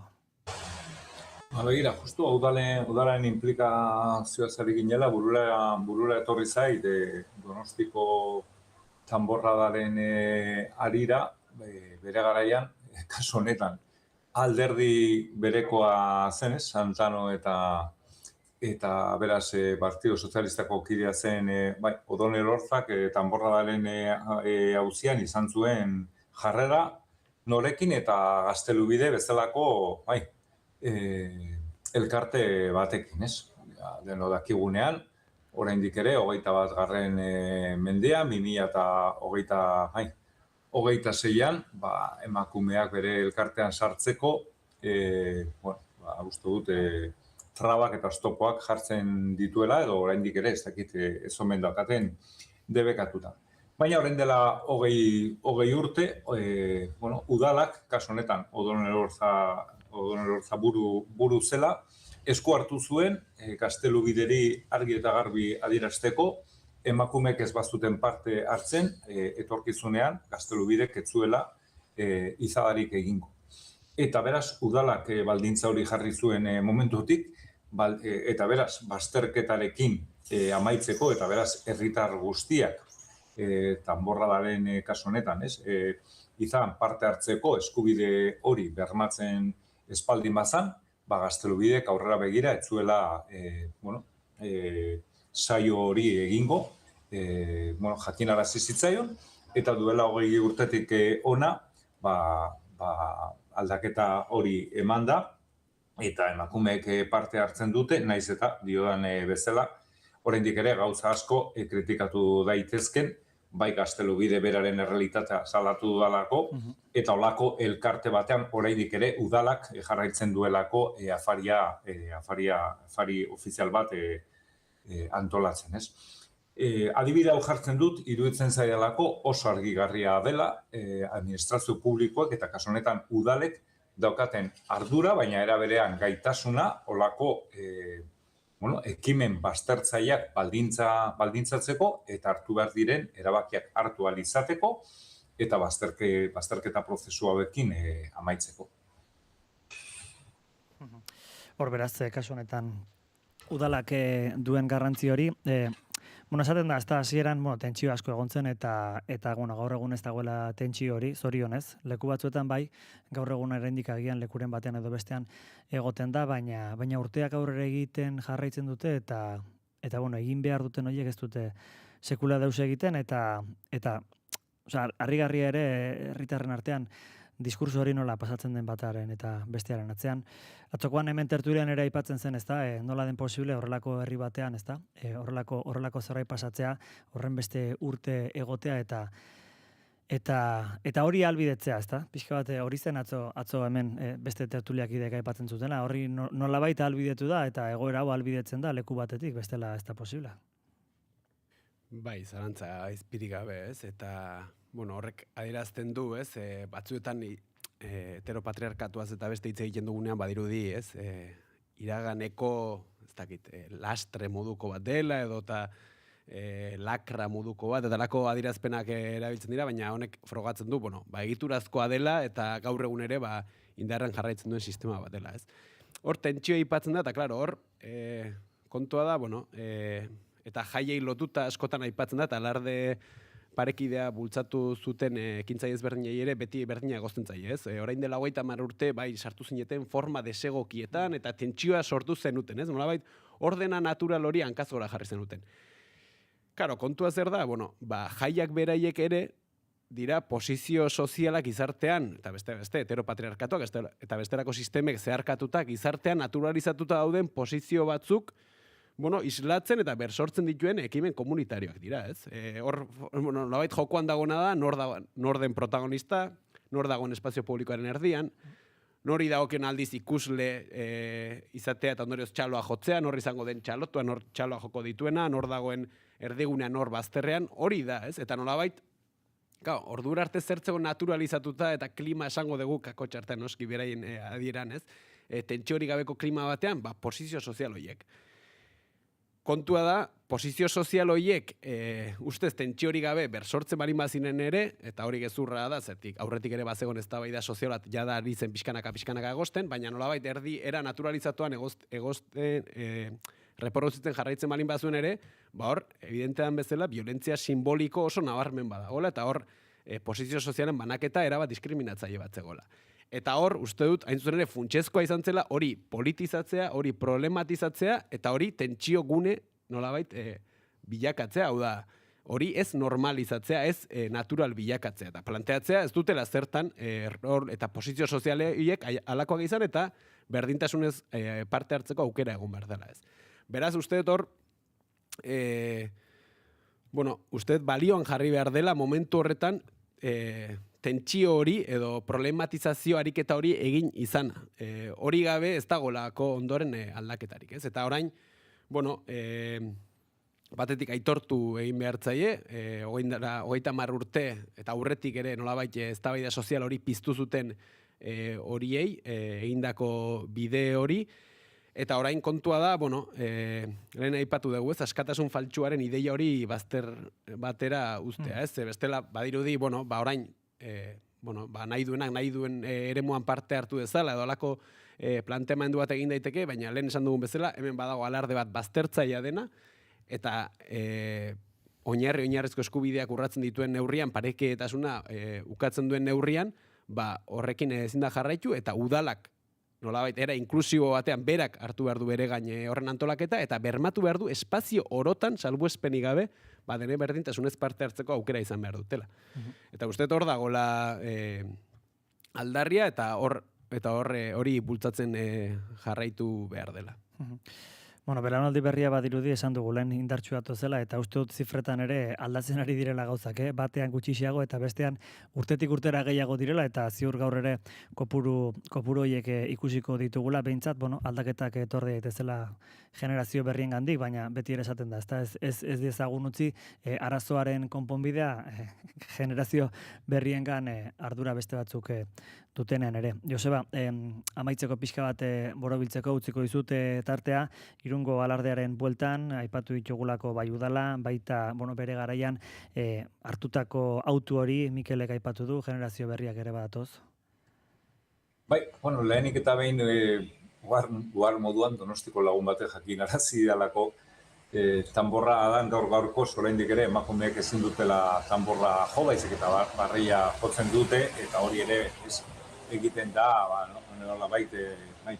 nolabait oraindik ere distantzia bat edo nolabait maila bat mantentzeko, gauzak bere tokian jartzeko. Ni bereziki azpimarratu nahi nuena zan esku hartzearen beharra, eta 20 urte beranduago egoera berdinarekin jarraitzen baldin badugu, hain zuzen ere esan nahi du, urrengo erabaki hori hartu zenetik aurrera, 20 urtetan ez direla behar bezalako urratsak eman hain zuzen ere egoera horiek konpontzen joateko. Eta noski, belaunaldi berriei egokituko zaie, eta beti horrela izan da, diskriminazioak ematen direnean, edo justiziak ematen direnean, batzutan urratu behar dira bide berriak, urratu behar dira legeak, urratu behar dira desobedientzaren bidez. Inposatzen zaizkigun bideak eta neurriak, baina zuzen ere bide berriak irekitzeko eta justiziari eta kasu honetan, parekidotasunari bideak irekitzeko, eta nik behintzat horretara animatzen ditut. Edozein kasutan ere, uste dute generazio berriei hori eskatzeaz gain, nik uste gutako bakoitzak egin dezakeguna ere, hausnartu eta pentsatu behar dugula. Azkenean leheno aipatzen zuen bezala Mikelek, heteropatriarkatua ez da soilik generazio berriak apurtu beharko luketen hori, gutako bakoitzak zer egiten dugun egunero eta zer egin dezakegun, hausnartu eta pentsatu beharko genukela uste dut. Bai, guztiz ados.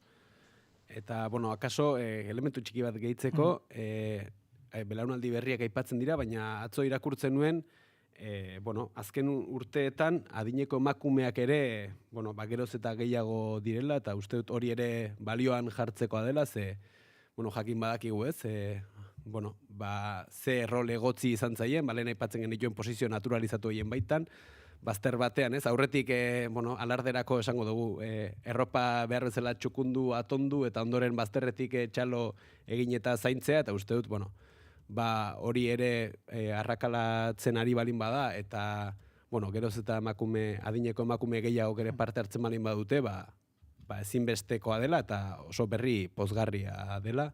Eta, Josebak esaten zuen bezala, hor dago erronka, honek ere eraman gaitzakelako beste trampa bat egitera, eta da, behira ze arazo dagoen Irunen edo Hondarribian, eta, aztea, esan dugun bezala, batzutan era agerikoago eta era esplizituago batean, reproduzitzen dela sistema hori, baina horrek, horra aipatu ditugun posizio sozialak eta dinamika baztertzaile horiek, beste hainbat eremuetan ere, era sotilago batean balin bada ere, reproduzitzen direlako.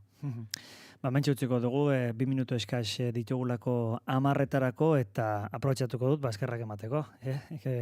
Aurtengo ikasturtea amaitzeko azkeneko saioa delako, pelik egon behar zuen hemen, baina jaiak medio ninago, eta, eskerrak eman, eta aurrengo ikasturtean berriz elkarri ikusiko dugu, eta entzungo dugu. Eskerrik asko biai. Zuei, mi esker. Gerarte Joseba. Eskerrik asko zuei. Ongizan.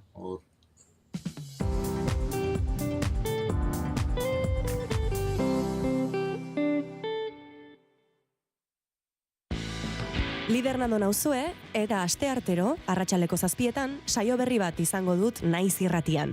Eta zer topatuko duzuen bertan? Noski, musika.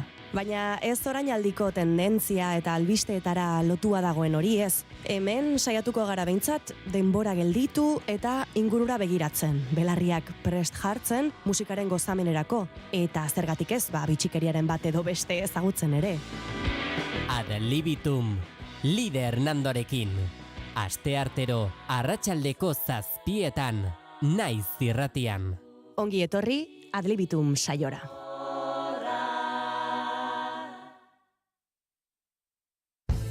Hitz berdeak, Jose Azurmendi.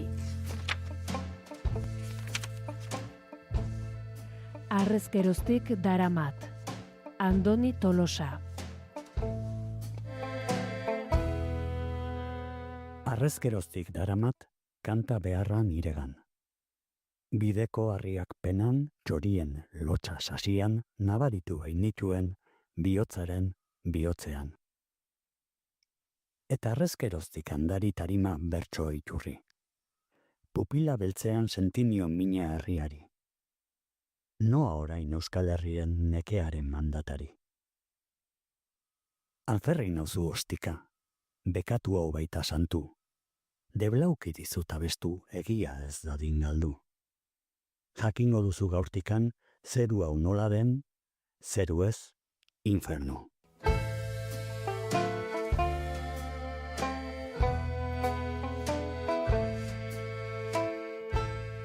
Susa argitaletxeak Jose Azurmendiren heriotzaren ostean argitaratutako Hitz berdeak audio liburutik.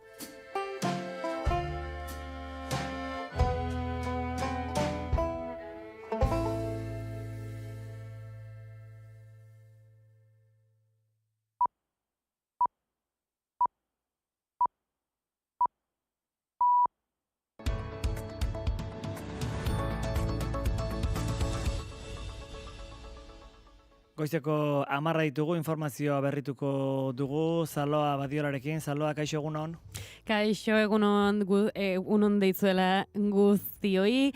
Bai, kale egoeran zegoen pertsona bat hilda, Tuterako parkin batean foruzaingoak ikerketa zabaldu du heriotza argitzeko, baina itxura guztien arabera kamioi batek harrapatuta hil dela adierazi dute. Ez dago informazio gehiagorik momentuz. Bestalde Garratz Zabarte Jesus Mari Zabarte hilda 80 urte zituela. Borroka armatuaren urte gordinenen ikur, Hernaniko sigadan atxilotu, eta 29 urte eman zituen preso, gaixotasun luze baten ondorioz hilda Garratz Zabarte. Kortatuk kontatu zuen Zabarte eta berekideen atxiloketa, kantu ezagun batean, atxiloketa bereziki bortitza izan zen. Guardia Zibilak zenbait etakide tartean Zabarte hartu zituen etxea inguratu zuen 4 orduz. Granada jaurti zuten barrura, eta Juan Luis Lekuonakatu eta Agustin Arregi Txuria hilik suertatu ziren.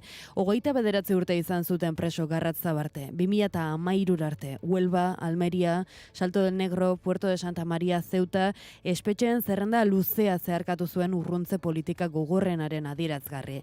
Kartzelaldiaren azkenengo zatian gainera legez kanpokoa izan zen. Parot doktrina delakoaren bidez ezarria, eta horregaitik Europak baliogabetu ondoren aske utzi behar izan zuten 2013an. Askatu ondoren ere hedabide Espainiar eskuindarrentzat obsesioa izaten jarraitu du Zabartek. Sasikazetari provokatzaile ezagun batzuk ere atzean izan ditu bere herrian bertan Arrasaten. Eta guretik nazioartera begira jarri behar gara, Keiko Fujimori izango delako Peruko presidente berria. Hauteskundeetako bigarren itzuliko boto zenbaketa amaituta, eskuineko hautagaiak 50,1% babesa lortu du, eta 59.000 boto inguruko aldearekin gailendu zaio ezkerreko hautagaia Roberto Sánchezi. Hauteskunde emaitzak ordea ez dira polemikarik gabe iritsi. Sánchezek ez zuela emaitza onartuko iragarri du, eta atzerrian emandako botoetan iruzurra egon dela salatu du, naiz eta haren elegitea atzera bota duten. Keiko Fujimori, Alberto Fujimori presidente ohiaren alaba da. Laugarren saiakeran iritsi da Peruko presidentetzara. Agintaldiko lehen helburuak segurtasuna indartzea eta El Niño fenomenoaren ondorioi aurre hartzea izango direla iragarri du. Entzungo dugu. Sí, bueno, esta es la cuarta postulación. Creo que mi mensaje, sobre todo a los jóvenes, hay este refrán que dice a la tercera va la vencida.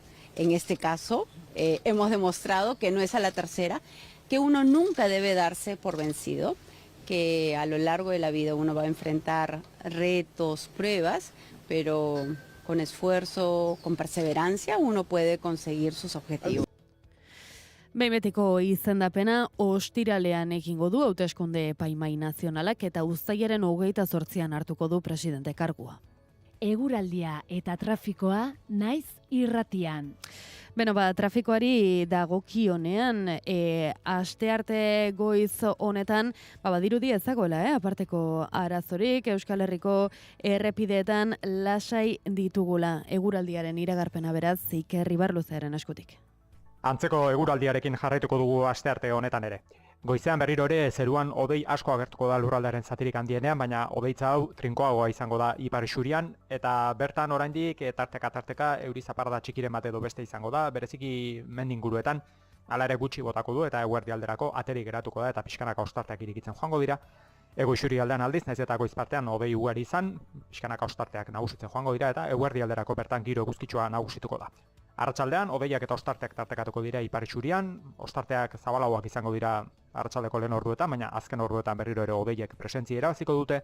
Ego isuri aldean aldiz, giro eguzkitsua nagusituko da eguna amaitu bitarte. Ipar haizeak joko du, egunaren bigarren zatian bolada zakarrekin hegoaldean, baina bereziki Nafarroa erdi eta hegoan. Temperatura minimoek berak jarraituko dute, 13 eta 20 gradu bitartean arrandituko dira.